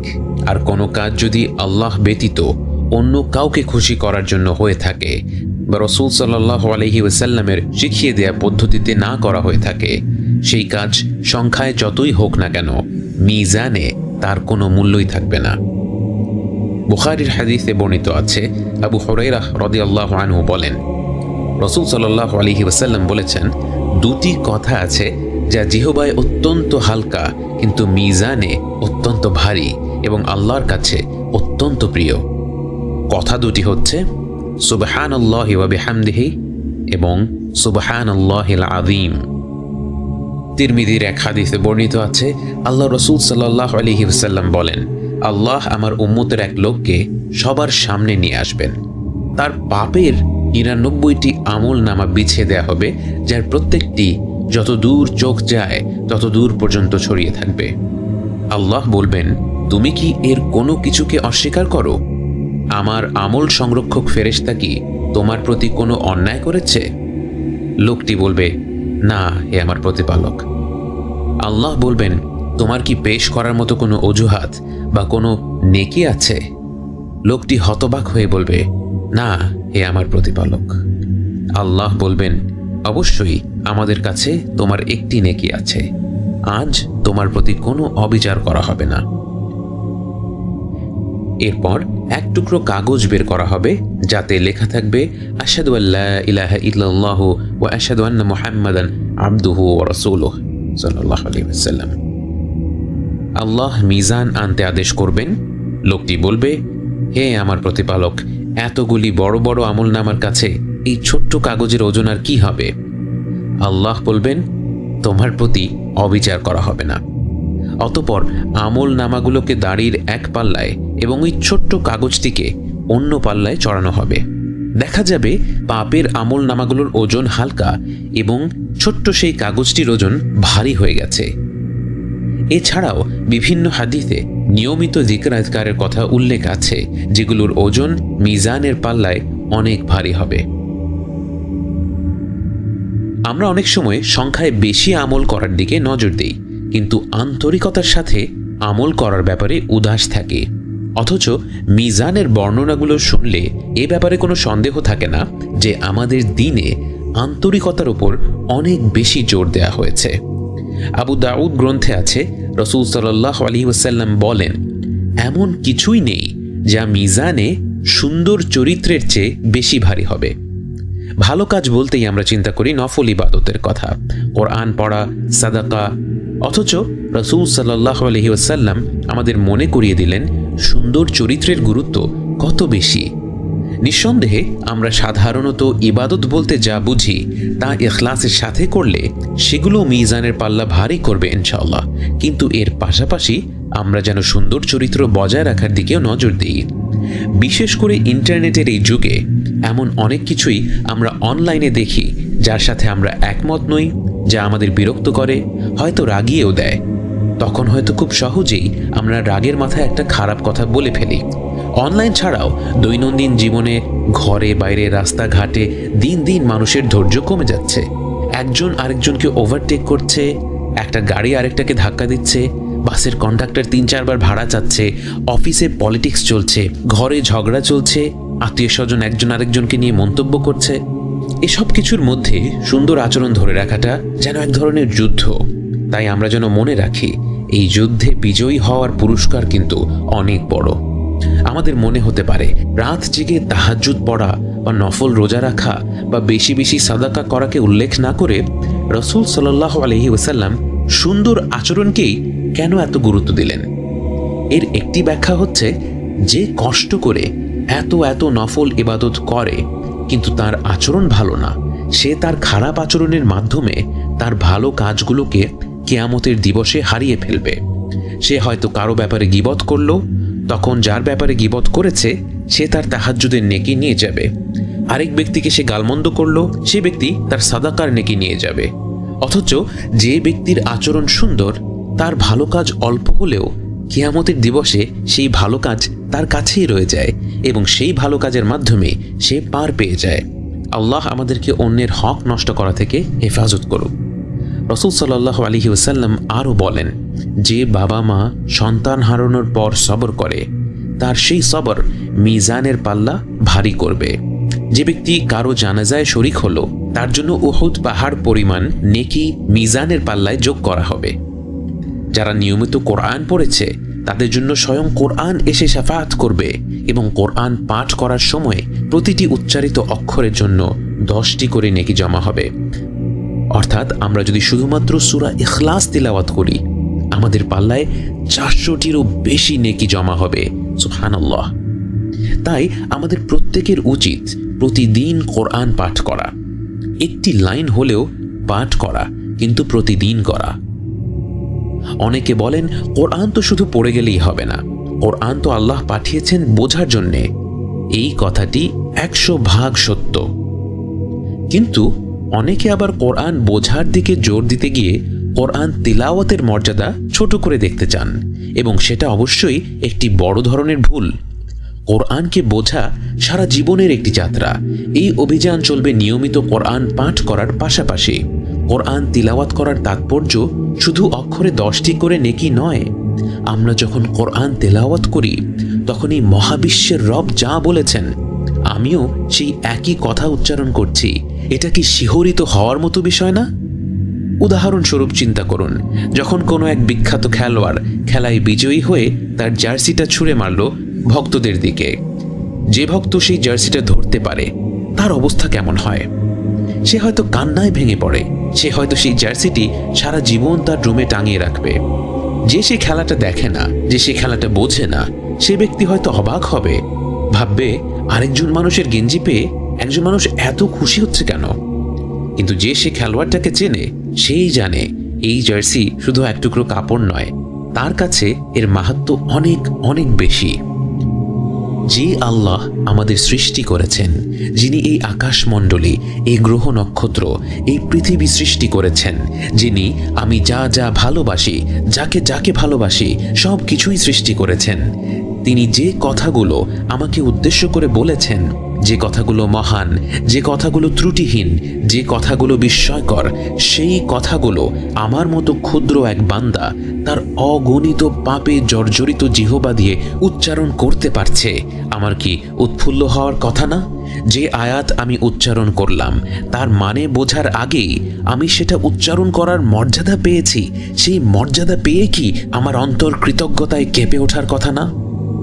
বাস্তবে কোরআন তিলাওয়াত করা, মুখস্থ করা, বোঝা এবং তার উপর আমল করা প্রত্যেকটি কাজই শ্রেষ্ঠ কাজগুলোর মধ্যে অন্তর্ভুক্ত এবং এর একটিকেও ছোট করে দেখার অবকাশ নেই। প্রত্যেকটি ভালো কাজই মিজানের পাল্লা ভারী করবে, হোক তা রোজা, যাকাত, হজ, নফল ইবাদত, যিকর আযকার ইত্যাদি। কোন ভালো কাজটি আমাদের জন্য কঠিন সেই দিবসে কল্যাণ বয়ে আনবে আমরা জানি না। যে হজ করে হয়তো দারুণ তৃপ্তি বোধ করছি, হয়তো সেই হজ আল্লাহ কবুলই করেননি, আল্লাহ আমাদেরকে হেফাজত করুন। কারণ সেই হজ যে টাকা দিয়ে করেছিলাম সেই টাকায় ছিল ঘুষ আর সুদের অংশ। কিয়ামতের দিন মিজানে দেখা গেল সেই হজের কোনো ওজনই নেই। অন্যদিকে একদিন হয়তো আর্থিক সংকটে পড়া এক আত্মীয়, যিনি আত্মমর্যাদা বোধের কারণে মুখ ফুটে টাকা পয়সা চাইতে পারছিলেন না, তার চাহিদাটা অনুমান করে তাকে কিছু টাকা দিয়েছিলাম। সেই টাকা দিয়ে হয়তো তার সংকট কেটে গেল। কেটে যাওয়ার পর সে হয়তো আল্লাহর প্রতি কৃতজ্ঞ হয়ে গেল। আল্লাহর প্রতি কৃতজ্ঞ হয়ে হয়তো সে তার সন্তানদের সুন্দর মানুষ হিসেবে গড়ে তুলল। তার একজন সন্তান কোরআনের শিক্ষক হয়ে গেল, কোরআন শেখালো হাজার হাজার মানুষকে। কিয়ামতের দিন মিজানে দেখা গেল হাজার খানেক টাকার বিপরীতে আসমান পরিমাণ ভালো কাজ লেখা হয়ে গেছে। আমরা যেন প্রত্যেকেই আন্তরিকতাপূর্ণ ছোট ছোট ভালো কাজ দিয়ে আমাদের জীবনকে সাজাতে পারি, আর যেসব ভুল হয়ে গেছে তার জন্য ক্ষমা চেয়ে পাপের পাল্লা হালকা করতে পারি। আল্লাহ আমাদের সবাইকে তৌফিক দিক।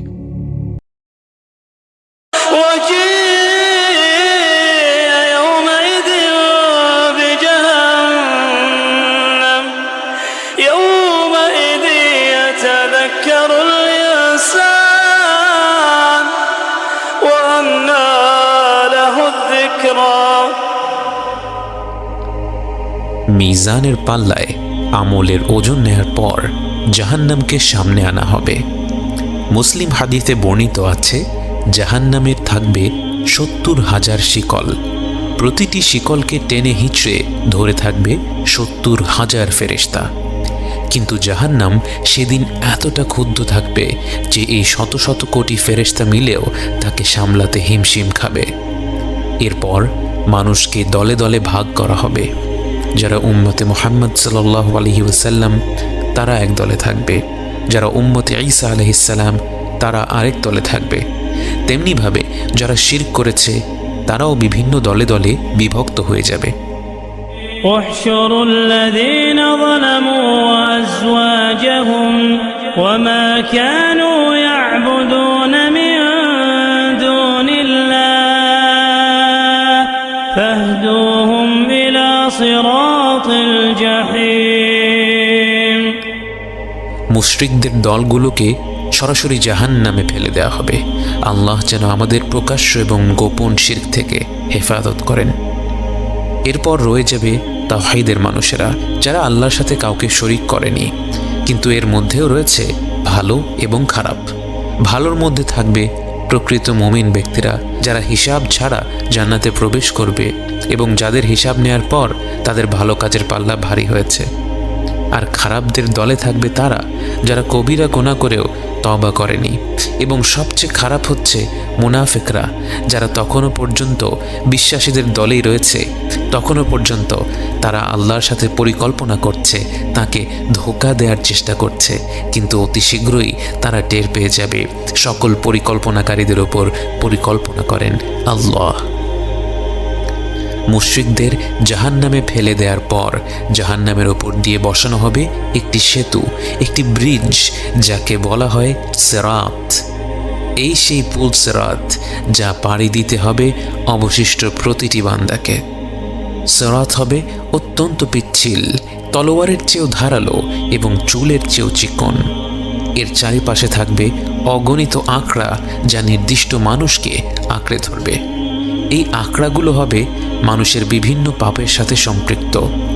যার যে পাপ তখনও ক্ষমা করা হয়নি, সেই পাপ এসে তাকে আঁকড়ে ধরে জাহান্নামের দিকে টেনে নিয়ে যাবে। পৃথিবীতে যেমন দিনের পর রাত্রি আসে, কিয়ামতের দিবসেও ধীরে ধীরে অন্ধকার নেমে আসবে।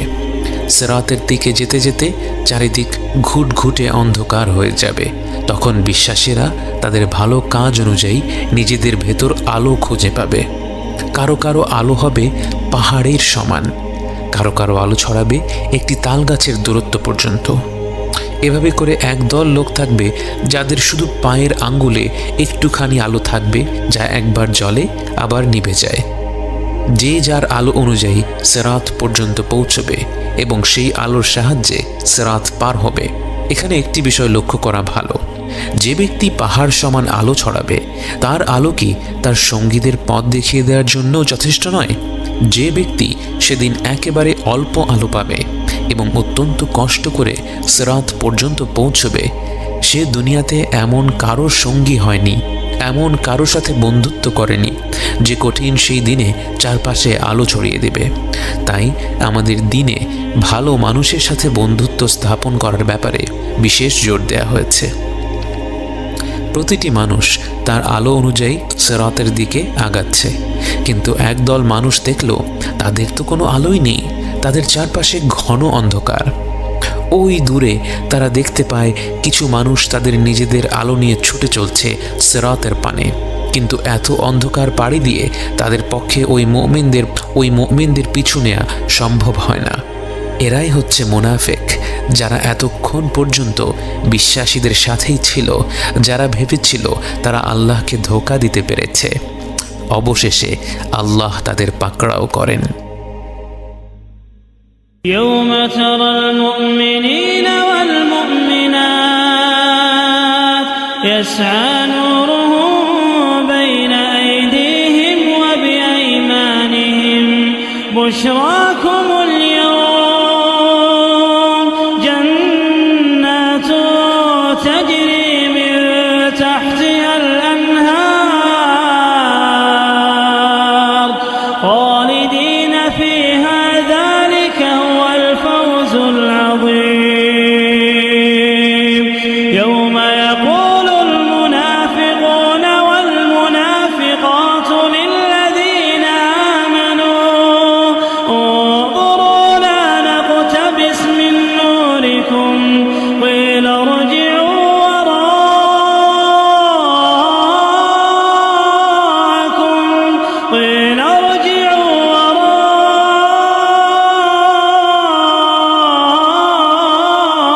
وراءكم فالتمسوا نورا فضرب بينهم بسور له باب باطنه فيه الرحمة وظاهره من قبله العذاب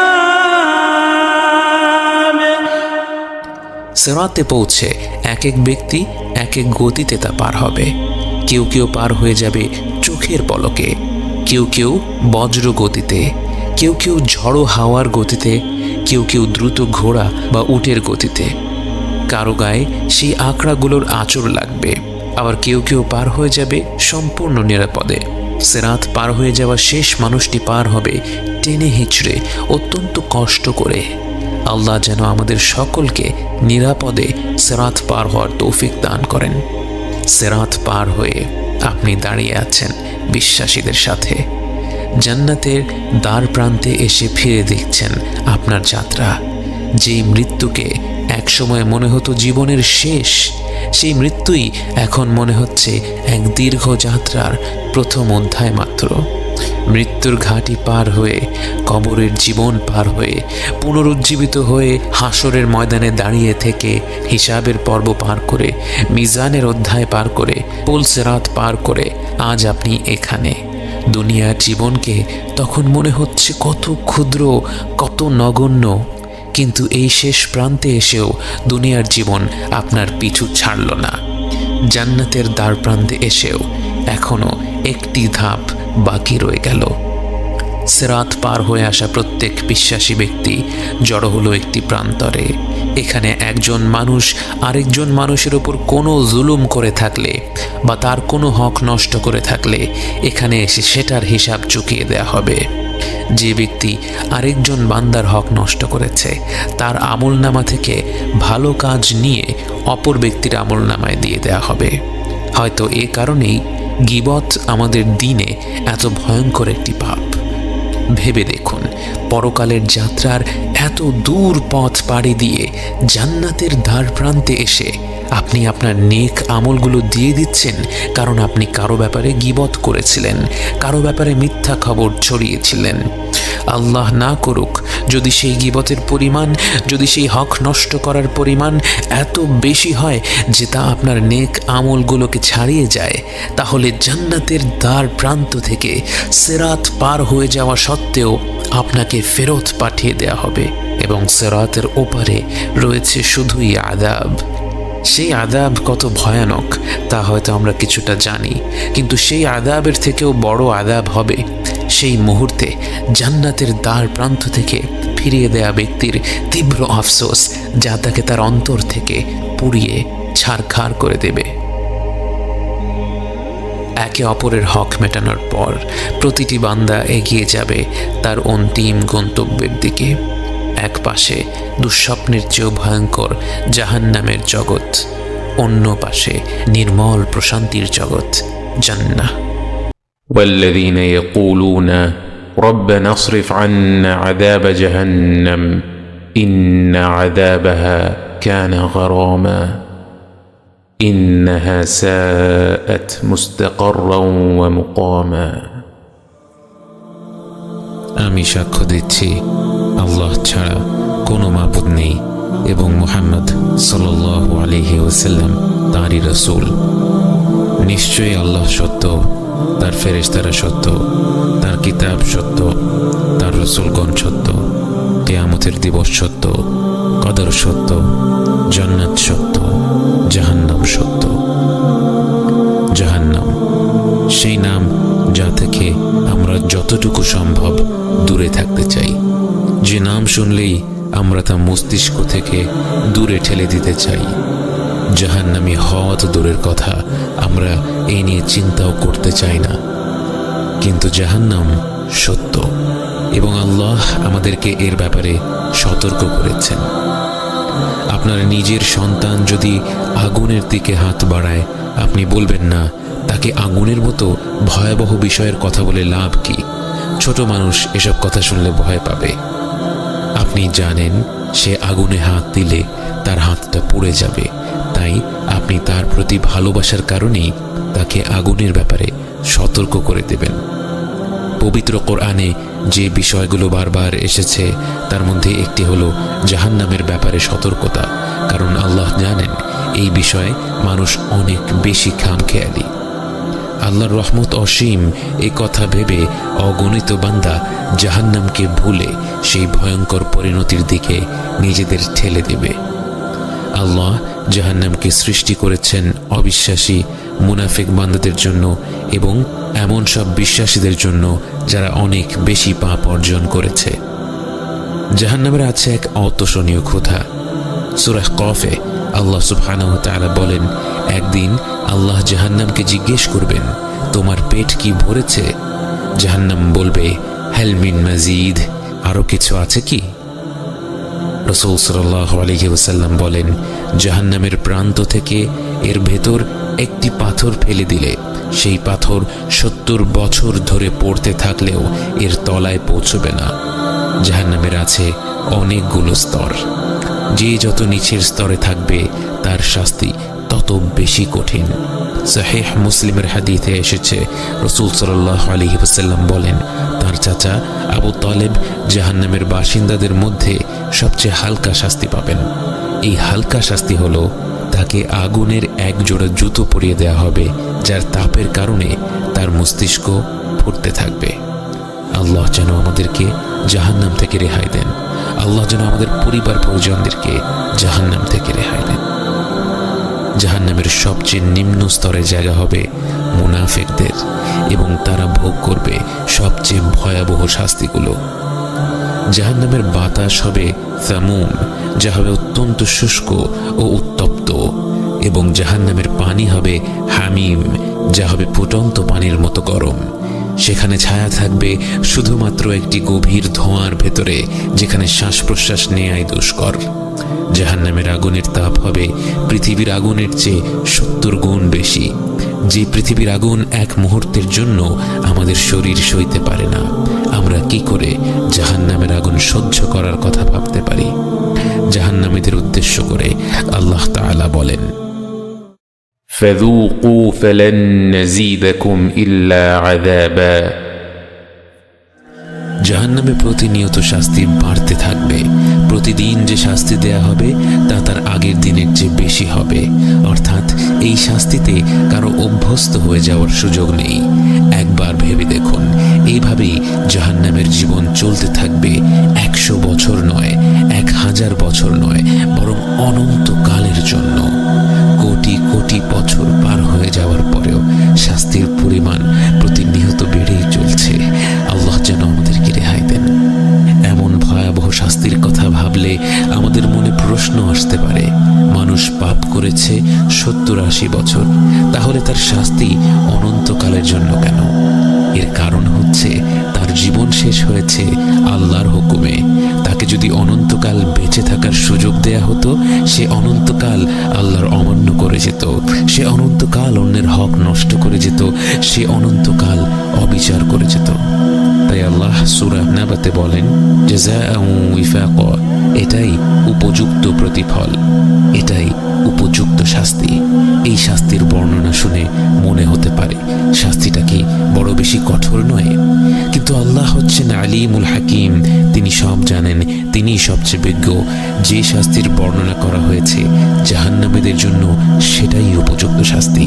তাদের যদি এর চেয়ে অনুপরিমাণও কম শাস্তি প্রাপ্য হতো, আল্লাহ তাদেরকে ততটুকুই শাস্তি দিতেন।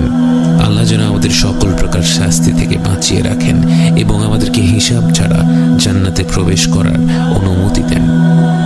জাহান্নামের বাসিন্দাদের দেহ হবে আকারে অনেক বড়। তাদের চামড়ার পুরুতা হবে 42 যিরা, এবং 1 যিরা হচ্ছে প্রায় 3 ফিট। অর্থাৎ তাদের চামড়া হবে প্রায় 120 ফিট পুরু, এবং তাদের শরীরগুলো হবে উহুদ পাহাড়ের মতো প্রকাণ্ড। তাদেরকে এত বড় শরীর দেওয়ার কারণ হচ্ছে তারা যেন তাদের শাস্তিগুলো আরো প্রবলভাবে অনুভব করতে পারে। জাহান্নামীদের খাবার হবে দরিয়া, যা না ক্ষুধা মেটাবে না কোনো পুষ্টি দেবে। এছাড়া জাহান্নামীদের জন্য থাকবে যাকুম নামের এক গাছের ফল, যা খাওয়ার পর গলিত পিতলের মতো তাদের নাড়ি ভুঁড়ি পুড়িয়ে দেবে। এবং তাদের পানীয় হবে হামিম, যা হচ্ছে ফুটন্ত পানি, যা পান করার পর তাদের তৃষ্ণা কমবে না, বরং বৃদ্ধি পাবে। এবং গসাক, যা হচ্ছে জাহান্নামীদের পোড়া মাংস থেকে বের হওয়া তরল বস্তু। আল্লাহ আমাদের উপর রহম করুন, আল্লাহ আমাদের জাহান্নাম থেকে রক্ষা করুন। যারা দুনিয়াতে মদ্য পান করেছে তাদেরকে জাহান্নামে পান করানো হবে তিনাতুল খাবাল, যা হচ্ছে জাহান্নামীদের গা থেকে বেরিয়ে আসা পুজ এবং ঘামের মিশ্রণ। আমাদের মধ্যে যারা মদ্য পান করেছি তারা যেন প্রত্যেকে তা থেকে তওবা করে ফিরে আসতে পারে। এসব খাদ্য এবং পানীয় বিদঘুটে এতটা কষ্টদায়ক হওয়া সত্ত্বেও জাহান্নামীরা এগুলো খাবে এবং পান করবে। তাহলে ভেবে দেখুন তাদের অবস্থা কতটা ভয়াবহ হবে। জাহান্নামীদের কাপড় হবে আগুনের তৈরি এবং গলিত তামার তৈরি। মুসলিম শরীফে বর্ণিত হাদিসে এসেছে, আল্লাহ জাহান্নামের সবচেয়ে কম শাস্তি পাওয়া ব্যক্তিকে উদ্দেশ্য করে বলবেন, তোমার কাছে যদি গোটা পৃথিবীর সমান ধন সম্পদ থাকতো, তুমি কি জাহান্নাম থেকে রেহাই পাওয়ার জন্য তা দিয়ে দিতে? সে বলবে হ্যাঁ। আল্লাহ তখন তাকে বলবেন, আমি তো তোমার কাছ থেকে এর চেয়ে আরো অনেক অল্প কিছু চেয়েছিলাম। আজকে আমরা পৃথিবী ভর্তি সম্পদের জন্য নয়, বরং অল্প কিছু টাকা পয়সার জন্য আমাদের দিনকে ভুলে যাই। আল্লাহ যেন আমাদের হেফাজত করেন। যারাই এক আল্লাহকে বিশ্বাস করেছে, তার সাথে শিরক করেনি, তারা এক পর্যায়ে জাহান্নাম থেকে মুক্তি পাবে। প্রত্যেক ব্যক্তি যার পাপ ক্ষমা করে দেয়া হয়নি সেই পাপের জন্য সাজা পাবে। কোনো কোনো পাপ আল্লাহ সরাসরি ক্ষমা করে দেন, কোনো কোনো পাপের শাস্তি আমাদের পৃথিবীতেই পেতে হয়, এবং সেটাই হচ্ছে সবচেয়ে হালকা শাস্তি, যদিও দুনিয়ার জীবনে তা আমাদের কাছে অসহনীয় মনে হয়। যাদের পাপ এত বেশি যে আল্লাহর মাগফিরাত এবং পৃথিবীর শাস্তি দিয়েও সেগুলো মুছে যায়নি, তারা কবরের আযাব পাবে। কবরের আযাবের মাধ্যমেও যাদের সব পাপ মুছে যায়নি, তারা জাহান্নামের আযাব পাবে, এবং সেখানে কতদিন তাদের থাকতে হবে তা নির্ভর করবে তাদের পাপের উপর। কিন্তু নিঃসন্দেহে জাহান্নাম এমন একটি জায়গা যেখানে 1 মিনিটের জন্য থাকাও আমাদের পক্ষে সম্ভব নয়। সহিহ মুসলিমের হাদিসে বর্ণিত আছে, আল্লাহ রাসূল সাল্লাল্লাহু আলাইহি ওয়াসাল্লাম বলেন, জাহান্নামীদের এমন একজন ব্যক্তিকে কিয়ামতের দিবসের সামনে আনা হবে যে দুনিয়ার জীবনে সবচেয়ে বেশি বিলাসিতার জীবন কাটিয়েছিল। তাকে শুধু একটি বার জাহান্নামে ডুবিয়ে আবার উঠিয়ে ফেলা হবে এবং তাকে প্রশ্ন করা হবে, হে আদম সন্তান, তুমি কি কখনো কোনো আরাম উপভোগ করেছ? জীবনে কি কোনো ধরনের বিলাসিতার স্বাদ পেয়েছ? সে আল্লাহর কসম খেয়ে বলবে, না আমার রব, আমি জীবনেও কোনো ধরনের আরাম আয়েশ, কোনো ধরনের বিলাসিতা উপভোগ করিনি। সে ব্যক্তি কিন্তু মিথ্যা কথা বলছে না। সে 1 মুহূর্তের জন্য জাহান্নামের স্বাদ পেয়ে সত্যি সত্যি তার গোটা দুনিয়ার জীবনের প্রতিটি সুখ ভুলে গিয়েছিল। ভেবে দেখুন, যেই জাহান্নামে প্রবেশ করার সাথে সাথে আমরা জীবনের যত সুখ অনুভব করেছিলাম সব ভুলে যাব, সেই সুখগুলোর জন্য কি জাহান্নাম ক্রয় করে নেওয়া একজন জ্ঞানী ব্যক্তির কাজ হতে পারে? বাস্তবে অনেকে বলেন, আমি এক আল্লাহকে বিশ্বাস করলে তো জান্নাতে যাবই, হয়তো কিছুদিন জাহান্নামে কাটাবো, এই যা।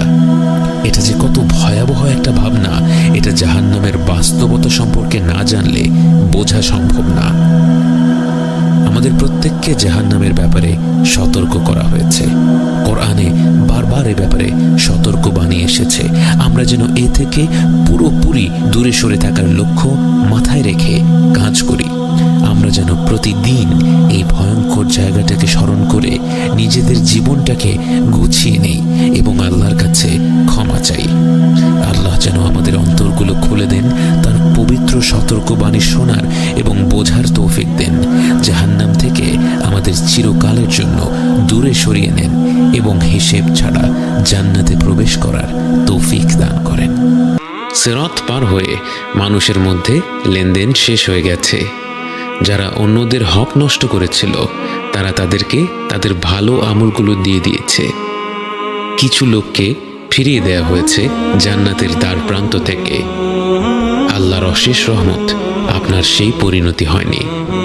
পৃথিবীতে যারা আপনার পিঠ পেছনে 2-4টা খারাপ কথা বলেছিল, আপনার দিন পালন নিয়ে হাসি ঠাট্টা করেছিল, আজ সেই মন্তব্যগুলোর জন্য আপনি নিজেকে অত্যন্ত ভাগ্যবান মনে করছেন। আপনি ভুলবশত একটু আধটু যাদের হক নষ্ট করেছিলেন, সেই হক নষ্ট করা সত্ত্বেও আপনাকে ফিরে যেতে হয়নি, কারণ আপনি এমন এক সময় ইসলামকে ধরে রেখেছিলেন যখন ইসলাম সঠিকভাবে পালন করা ছিল গরম কয়লা হাতের মুঠোয় ধরে রাখার চেয়েও কঠিন। হাজারো মানুষের কটু কথা সহ্য করে সবরের সাথে দিন পালন করার পুরস্কার আজ আপনার সামনে। এরপর এক স্বর্গীয় কণ্ঠ আপনাকে উদ্দেশ্য করে বলে, يا أيتها النفس المطمئنة ارجعي إلى ربك راضية مرضية فادخلي في عبادي وادخلي جنتي।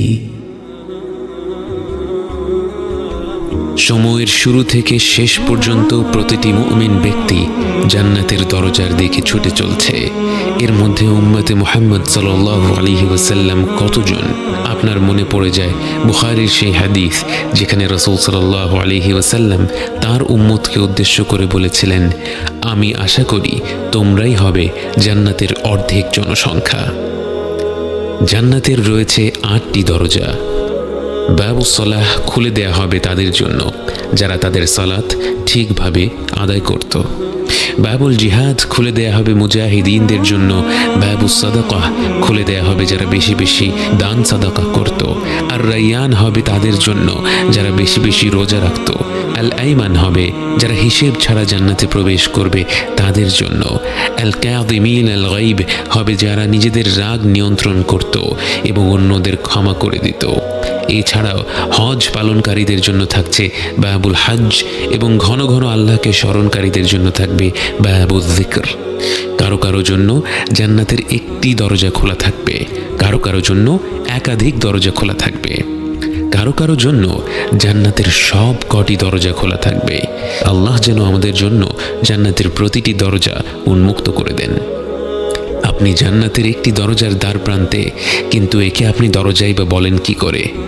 এ এত প্রকাণ্ড এক প্রবেশ পথ যে এর দুপাশ কোথায় গিয়ে শেষ হয় চোখে দেখা যায় না। মুসলিম হাদিসে বর্ণিত আছে, রাসূল সাল্লাল্লাহু আলাইহি ওয়াসাল্লাম বলেছেন, জান্নাতের দরজার এক পাশ থেকে আরেক পাশ হলো 40 বছরের যাত্রা। জান্নাতের দরজা খুলে দেওয়ার জন্য এগিয়ে আসবেন স্বয়ং রাসূল সাল্লাল্লাহু আলাইহি ওয়াসাল্লাম। জান্নাতের রক্ষী ফেরেশতারা তার পরিচয় জানতে চাইবে। তিনি বলবেন, আমি মুহাম্মদ সাল্লাল্লাহু আলাইহি ওয়াসাল্লাম। তখন তাকে বলা হবে, আপনি সেই ব্যক্তি যিনি না আসা পর্যন্ত আমাদের জান্নাতের দরজা খুলে দিতে বারণ করা হয়েছিল। অতঃপর জান্নাতের দুয়ার খুলে দেয়া হলো। এক অদ্ভুত আলো আপনাদের বরণ করে নিল। অগণিত ফেরেশতারা আপনাদের স্বাগত জানানোর জন্য এগিয়ে আসলো। আপনারা প্রবেশ করা মাত্র তারা বলে উঠল, সালামুন আলাইকুম, সালামুন আলাইকুম, আপনাদের উপর শান্তি বর্ষিত হোক। জান্নাতে অগণিত মুমিন বান্দা প্রবেশ করার পর আপনাদের স্বাগত জানানোর জন্য পরিবেশন করা হলো একটি বিশেষ পানীয়। ويسقون فيها كأسا كان مزاجها زنجبيلا عينا فيها تسمى سلسبيلا। শেষ পানি পান করেছিলেন হাউদে কাউসারে। তখন চিরকালের জন্য আপনার তৃষ্ণা মিটে গিয়েছিল। কোনো প্রকার তৃষ্ণা না থাকা সত্ত্বেও জান্নাতের এই পানীয় পান করে এতটা তৃপ্তি অনুভব করবেন তা আপনি কল্পনাও করেননি। সেই অনুভূতিটি প্রকাশ করা সম্ভব নয়। হয়তো এখন থেকে যেসব অভিজ্ঞতা হবে তার কোনোটি বর্ণনা করা সম্ভব নয়। তাও একটা হালকা ধারণা দেওয়ার চেষ্টা করা যাক। আপনার চারপাশের প্রতিটি মুখ উজ্জ্বল, প্রতিটি মুখ হাস্যোজ্জ্বল। কারো অন্তরে একটি ফোঁটাও মন্দ অনুভূতি নেই, কোনো হিংসা বিদ্বেষ নেই, কোনো আফসোস নেই, কোনো দুঃখ বেদনা নেই। সবাই সবার সুখ দেখে আনন্দিত, সবার মধ্যে এক আশ্চর্য রকমের ভ্রাতৃত্ববোধ কাজ করছে। একে একে নাম ডাকা হবে, সেই অনুযায়ী মুমিন ব্যক্তিরা জান্নাতে প্রবেশ করবে। জান্নাতের সেই অপেক্ষার স্থানে আপনি কতটুকু সময় কাটালেন আপনার জানা নেই। এখানে অপেক্ষা করার সময় আপনার মনে কোনো অস্থিরতা নেই। আপনি বাকি অপেক্ষারত মুমিনদের সাথে হাসি আর আনন্দে সময় কাটাচ্ছেন। অবশেষে আপনার নাম ডাকা হলো।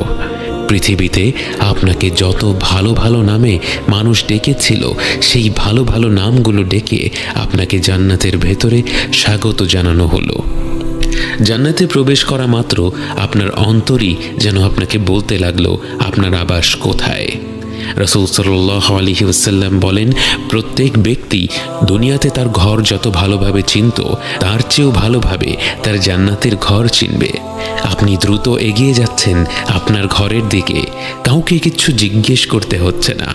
সেদিকে যেতে যেতে আশেপাশে যা দেখছেন, আপনার কান যা শুনছে, যা কিছু সুবাস নাকে আসছে, সব কিছুই আপনাকে অভিভূত করছে। অবশেষে আপনি পৌঁছে গেলেন আপনার ঘরে। আপনার অন্তর আপনাকে বলছে এটাই আপনার ঘর। কিন্তু একে তো রাজপ্রাসাদ বললেও কম হবে। স্বর্ণ আর রূপা দিয়ে নির্মিত এক বৃহৎ ভবন আপনার জন্য অপেক্ষা করছে, যার স্থাপত্য শৈলী বাকরুদ্ধকর। প্রতিটি কোণে কোণে যার নৈপুণ্য, যার নিচে খেলা করছে স্বচ্ছ প্রবাহমান নদী, যে পানির শব্দে অন্তর জুড়িয়ে যায়। চারিপাশে ঘন সবুজ, আল্লাহর প্রশংসা বাণী থেকে জন্ম নেয়া হাজারো গাছে ছেয়ে আছে আপনার ঘর। জান্নাতে প্রবেশ করা শেষ ব্যক্তিকে দেয়া হবে এমন এক রাজ্য যা গোটা পৃথিবীর চেয়ে 10 গুণ বেশি। একবার চোখ বন্ধ করে কল্পনা করুন, একটি প্রাসাদ নয়, একটি শহর নয়, একটি দেশ নয়, একটি মহাদেশ নয়, গোটা পৃথিবীর সমান এক সাম্রাজ্য, এবং তার সাথে যোগ করা হলো আরও একটি পৃথিবী এবং আরও একটা, এবং এভাবে করে 10টি পৃথিবীর সমান আপনার রাজ্য, এবং তা হচ্ছে জান্নাতের সবচেয়ে ছোট পুরস্কার। এবং তা তো হচ্ছে পরিমাণের দিক থেকে। মানের দিক থেকে তাকে যা দেয়া হবে তা তো পৃথিবীর কোনো নিয়ামতের সাথেই তুলনা করা যায় না। আপনি আপনার ঘরের দিকে এগিয়ে যাচ্ছেন। আপনার এই রাজ্য পৃথিবীর কত গুণ বেশি বড় আপনার জানা নেই, কিন্তু যেদিকে দু চোখ যায় বিস্ময়কর সব দৃশ্য আপনার মন ভুলিয়ে দেয়। কিন্তু হঠাৎ আপনি থমকে দাঁড়ান, সময় যেন থেমে দাঁড়ালো। স্বর্গীয় এই জগতের সব দৃশ্য যেন মলিন হয়ে পড়ল। আপনার চোখ পড়ল আরেক জোড়া চোখের ওপর। আপনি ভাষা হারিয়ে ফেলেছেন। আপনি ফিরে গেলেন বহু বছর আগের দুনিয়ার সেই জীবনে। মায়া ভরা দুটি চোখের দিকে তাকিয়ে আছেন। প্রথমবারের মতো মন ভরে দেখছেন আপনার জীবন সঙ্গীকে। অজানা সব অনুভূতির ঢেউয়ে ভেসে যায় আপনার হৃদয়। অনেক স্বপ্ন আঁকছেন মনে মনে। চূড়ান্ত স্বপ্ন একটাই, একসাথে জান্নাতে যাওয়া, অনন্তকালের জীবনের সঙ্গী হওয়া। চোখের পলক পড়ল, ফিরে এলেন বর্তমানে। আপনি চেয়ে আছেন সেই অতি পরিচিত চেহারাটার দিকে, কিন্তু সেই চেহারা তো আর আগের মতো নেই। সৃষ্টির সব সৌন্দর্যই তো মনে হয় আল্লাহ তার ভেতরেই গেঁথে দিয়েছেন। আপনি চেয়ে আছেন আপনার স্ত্রীর দিকে, উনি চেয়ে আছেন আপনার দিকে। প্রবাহমান নদীর ছলছল শব্দ আর পাখির গুঞ্জন ছাড়া আর কোনো শব্দের প্রয়োজন হচ্ছে না। কোনো কোনো উলামারা বলেন, জান্নাতে যখন স্বামী স্ত্রী একে অপরকে প্রথমবারের মতো দেখবে, তারা একে অপরের দিকে মুগ্ধ হয়ে চেয়ে থাকবে 40 বছর। আপনার মনে হলো 40 বছর তো নয়, যেন 2-1 মুহূর্ত কেটেছে মাত্র। যতই দেখছেন ততই মন ভরে যাচ্ছে, আবার মনে হচ্ছে এখনো মন ভরেনি। আপনি আর আপনার জীবন সঙ্গী, অনন্তকালের জীবন সঙ্গী, যার সাথে এখন আর কোনো কথা কাটাকাটির সুযোগ নেই, যিনি আপনার কোনো কাজে আর বিরক্ত হবেন না, যার সাথে এখন হবে ভালোবাসার সম্পর্ক, যা দিন দিন কমবে না বরং বেড়েই চলবে। সেই ভালোবাসার মানুষটাকে নিয়ে আপনি ঘুরে দেখতে লাগলেন আপনাদের জান্নাতের আবাস। উপরে আকাশমণ্ডলী ভরা উজ্জ্বল নক্ষত্রের ন্যায় কি যেন জ্বলজ্বল করছে। আপনারা বুঝতে পারেন তারা হচ্ছেন জান্নাতের আরও ওপরের স্তরের জান্নাতবাসীরা। কিন্তু আপনার মনে কোনো আফসোস নেই, আপনার মনে কোনো হিংসা নেই, আপনার অন্তর ভর্তি কৃতজ্ঞতা। আর যারা আপনার চেয়েও বেশি কিছু পেয়েছে তাদের প্রতি সম্মান ও ভালোবাসা। জান্নাতে কোনো খারাপ অনুভূতি নেই, জান্নাতে রয়েছে শুধুই সুখ। আপনি আপনার প্রাসাদের ভেতরে গেলেন, সেখানে দেখলেন فيها عين جارية فيها سرر مرفوعة وأكواب موضوعة ونمارق مصفوفة وزرابي مبثوثة متكئين فيها على الأرائك لا يرون فيها شمسا ولا زمهريرا ودانية عليهم ظلالها وذللت قطوفها تذليلا ويطاف عليهم بآنية من فضة وأكواب كانت قوارير من فضة قدروها تقديرا। আপনি হেলান দিয়ে বিশ্রাম নিচ্ছেন সম্মানিত আসনে বসে। স্বর্গীয় ফল ফলাদি আপনার হাতের নাগালে। মনোহর পাত্রে হরেক রকমের পানীয় পরিবেশন করছে হাস্যোজ্জ্বল চিরতরুণেরা, যাদের দেখে ছড়িয়ে থাকা মুক্তোর মতো মনে হচ্ছে। প্রতিটি মুহূর্ত আপনি তৃপ্তি ভরে আস্বাদন করছেন। এখানে কোনো তাড়াহুড়ো নেই। হয়তো মাসখানেক কেটে গেল বিভিন্ন ধরনের খাবার ও পানীয় উপভোগ করতে করতে। হয়তো বছর খানেক কেটে গেল আপনার স্ত্রীর সাথে গল্প করতে করতে। হয়তো একে অপরকে বলছেন কেমন ছিল মৃত্যুর পরের যাত্রা, কি কি ঘটেছিল। হয়তো ফিরে দেখছেন জীবনের সেই ক্ষুদ্র সময়টা যখন আপনারা একসাথে ছিলেন এবং আগ্রহ নিয়ে আলোচনা করছেন কেমন হবে আপনাদের অনন্তকালের যাত্রাটি।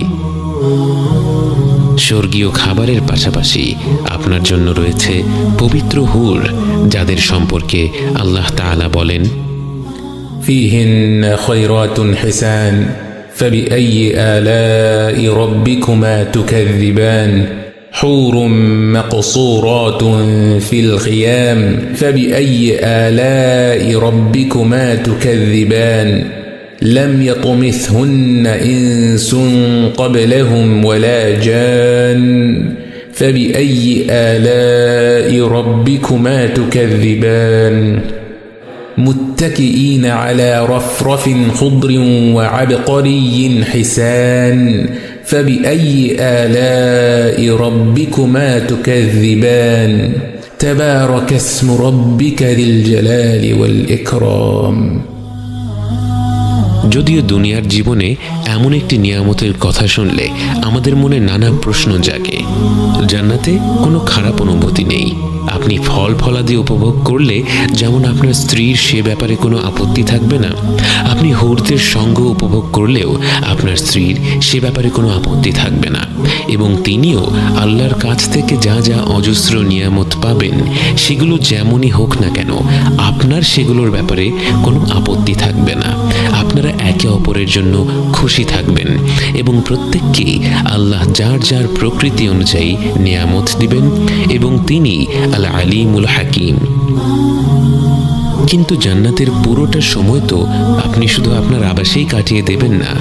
জান্নাতবাসীরা একে অপরের সাথে দেখা করবে, গল্প করবে, আনন্দ করবে। আপনি দেখা করতে গেলেন আপনার বাবা মায়ের সাথে, আপনার দাদা দাদি, নানা নানির সাথে।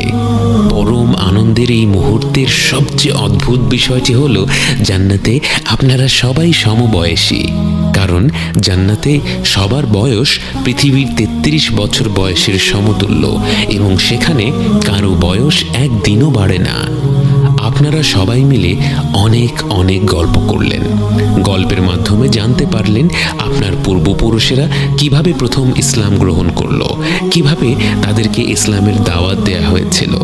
আপনি খুঁজে বের করলেন সেই ব্যক্তিকে যিনি আপনার জন্মের 500-600 বছর আগে আপনার এক পূর্বপুরুষকে ইসলাম সম্পর্কে বলেছিল, যার প্রচেষ্টার ফলে আপনার বংশের হাজারো মানুষ সহজেই ইসলাম গ্রহণ করে ফেলেছে।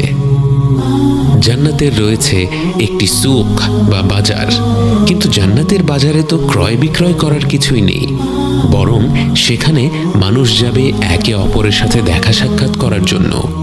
সেখানে আপনার সুযোগ হলো স্বয়ং রাসূলুল্লাহ সাল্লাল্লাহু আলাইহি ওয়াসাল্লামের সাথে কথা বলার।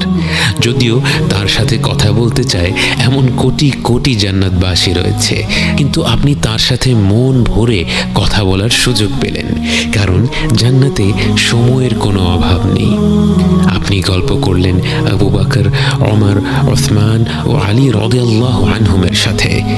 কথা বললেন ইসলামের ইতিহাসের শ্রেষ্ঠ ব্যক্তিত্বদের সাথে। আপনি তাদের সাথে যতটা উৎসাহ নিয়ে কথা বলছেন, তারাও আপনার সাথে ততটাই উৎসাহ নিয়ে আলাপ করছে, বিস্ময় ভরে আপনার জীবনের গল্প শুনছে। এত বেশি ফিতনার সময় জন্মগ্রহণ করেও তুমি কিভাবে তোমার দিনকে ধরে রাখলে? আপনি বললেন, এ ছিল শুধুই আল্লাহর নিয়ামত। তিনি আমাদের ভুলগুলো ক্ষমা না করলে আমরা কখনোই আজ এখানে থাকতে পারতাম না। আল্লাহর রহমত, ভালোবাসা আর নিয়ামতে ডুবে থাকা প্রতিটি জান্নাতবাসী তখন মনে করছে তাদের আর কোনোই চাওয়া পাওয়া নেই। মানুষ যে সৃষ্টিগতভাবেই এমন যে তাকে এক পাহাড় সমান স্বর্ণ দেয়া হলে তার মনে 2 পাহাড় সমান স্বর্ণ পাওয়ার আশা জাগে, যে স্বভাবগতভাবেই একটু বেশি চাইতেই থাকে, কখনো সন্তুষ্ট হয় না, সেই মানব সন্তানকে জান্নাতে এত বেশি নেয়ামত দেয়া হয়েছে যে সে সেখানে পুরোপুরি সন্তুষ্ট। তার অন্তরে আর কোনো চাহিদা নেই, প্রতিটি মুহূর্তেই আনন্দ, প্রতিটি মুহূর্তেই তৃপ্তি, আর সেই তৃপ্তি কেবল বেড়েই চলছে। এমন অবস্থায় একটি ঘোষণা শোনা যায়, হে জান্নাতীরা। সেই কণ্ঠ শুনে প্রতিটি অন্তর তীব্র ভালোবাসা আর শ্রদ্ধায় কেঁপে ওঠে, কারণ এ তো স্বয়ং আল্লাহ তাআলার কণ্ঠ। জান্নাতবাসীরা বলে ওঠে, হে আমাদের রব, আমরা উপস্থিত আছি, সমস্ত কল্যাণ আপনারই হাতে। আল্লাহ তখন জিজ্ঞেস করবেন, তোমরা কি সন্তুষ্ট? সবাই বলে ওঠে, হে আমাদের রব, আমরা কেন সন্তুষ্ট হব না? আপনি আমাদের এমন সব জিনিস দিয়েছেন যা আপনার সৃষ্টি জগতের অন্য কাউকে দেননি। সবার অন্তর যখন কৃতজ্ঞতায় ভরে উঠছে, তখন সবাইকে হতভম্ব করে দিয়ে আল্লাহ তাআলা জিজ্ঞেস করলেন, আমি কি তোমাদের এর থেকে আরো উত্তম কিছু দান করব না? সবাই বাকরুদ্ধ হয়ে যায়, যেই জান্নাতে প্রতি মুহূর্তে এমন সব দৃশ্য, এমন সব শব্দ, এমন সব ঘ্রাণ, এমন সব স্বাদ, এমন সব অনুভূতি যা মানুষ কখনো কল্পনাও করতে পারেনি, যে নিয়ামতগুলো প্রতি মুহূর্তে হয়ে উঠছে আরো বেশি আনন্দদায়ক। এমন নিয়ামতের চেয়ে উত্তম পুরস্কার আর কি হতে পারে? সবাই বলে উঠল, হে রব, এর চাইতে উত্তম আর কি হতে পারে? তখন আল্লাহ বললেন, আমি তোমাদের উপর আমার সন্তুষ্টি স্থাপন করব, এরপর তোমাদের উপর আমি আর কখনো অসন্তুষ্ট হব না। আল্লাহ আপনাকে নিয়ে পুরোপুরি সন্তুষ্ট। আল্লাহ এই অনন্তকালের জীবনে আপনার কোনো কাজে, কোনো কথায়, কোনো চিন্তায় আর কখনো রাগ করবেন না, কখনো অসন্তুষ্ট হবেন না। এই প্রথমবার মনে হলো আপনার গোটা অস্তিত্ব যেন সত্যিকার অর্থে সার্থক হলো। এবং এরপর সেই মুহূর্ত যার জন্য প্রতিটি আত্মা যেন সৃষ্টি হওয়ার পর থেকেই অধীর অপেক্ষায় ছিল, সেই মুহূর্ত, যে মুহূর্ত প্রতিটি অন্তর খুঁজে বেরিয়েছে প্রকৃতিতে, ভালোবাসায়, উদারতায়, ভ্রাতৃত্ববোধে, সৌন্দর্যে, ভূমিষ্ঠ হওয়ার পর থেকে প্রতিটি ক্ষণে কিন্তু কোথায় যেন কোনো এক কমতি ছিল, তা ঠিক বুঝতে পারিনি। সবাইকে বাকরুদ্ধ করে দিয়ে আল্লাহ তার ও তার বান্দাদের মধ্যে থেকে তার হিজাব উঠিয়ে নেন। প্রতিটি বান্দা উপরে তাকিয়ে দেখছে, তাদের সামনে স্বয়ং আল্লাহ তাআলা হাজির হয়েছেন। আপনি আল্লাহকে দেখছেন, আপনি আল্লাহকে দেখছেন, আপনি আল্লাহকে দেখছেন। জান্নাতের যে নিয়ামতের মহাসাগরে ভেসে আপনি এই প্রান্তরে এসেছেন, যে সকল নিয়ামতের জন্যেই আপনি কৃতজ্ঞ, যে সকল নিয়ামত তখনও আপনার কাছে অত্যন্ত প্রিয়, কিন্তু এই চূড়ান্ত নিয়ামত, আল্লাহকে সরাসরি দেখার নিয়ামত, হয়ে গেল প্রতিটি বান্দার সবচেয়ে প্রিয়, সবচেয়ে মূল্যবান, সবচেয়ে বিশেষ পুরস্কার।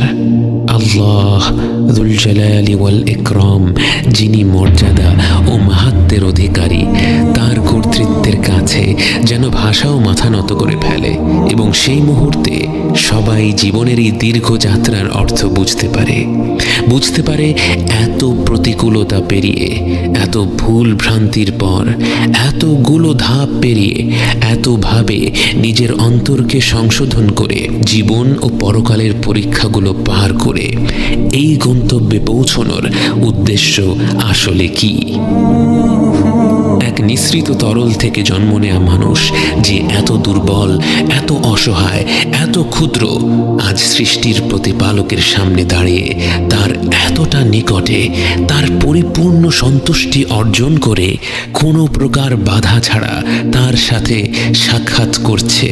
তার মহিমার দীপ্ত প্রভার প্রবলতায় সে চূর্ণ বিচূর্ণ হয়ে যায়নি, বরং সে তার আলোয় আলোকিত হয়ে তার এই পরম নিয়ামত গ্রহণ করতে পারছে। আপনি বুঝতে পারেন আপনার অস্তিত্বের প্রতিটি মুহূর্তেই আসলে আর রহমানির রহিম আপনাকে তার কাছে টেনে নিচ্ছিলেন, এবং সেই গন্তব্যে পৌঁছানোর জন্য আপনার যা যা প্রয়োজন তাই আপনাকে দিয়ে গেছেন। তার সান্নিধ্যের পবিত্রতায় প্রবেশ করার জন্য আপনার যে আত্মশুদ্ধির প্রয়োজন ছিল, জীবন, মৃত্যু, জীবনের মাধ্যমে তিনি আপনাকে সেই আত্মশুদ্ধির পথ দেখিয়ে দিয়েছেন। এবং আলহামদুলিল্লাহ, আলহামদুলিল্লাহ, আপনি সেই পথে ছোট ছোট ধাপ নিয়েছিলেন। দুনিয়ার ক্ষণিকের জীবনের কোনো এক পর্যায়ে, কোনো এক অনুপ্রেরণায় আপনি সিদ্ধান্ত নিয়েছিলেন আপনি তার দিকে একটি ধাপ নেবেন, একটুখানি এগোবেন, এবং সেই একটি ধাপের ফলে তিনি আপনাকে তার রহমত আর ভালোবাসায় এমনভাবে আবরণ করে নিয়েছিলেন, নিয়ামতের পর নিয়ামত দিয়ে আপনাকে এমনভাবে ডেকে নিয়েছিলেন তার কাছে। আজ জান্নাতের এই নির্মল প্রান্তরে বসে আপনি আল্লাহকে দেখছেন, তার নিকটে পৌঁছে গেছেন। আপনার ভূমিষ্ঠ হওয়া আজ সার্থক হলো। জীবন, মৃত্যু, জীবনের যাত্রা আজ সার্থক হলো।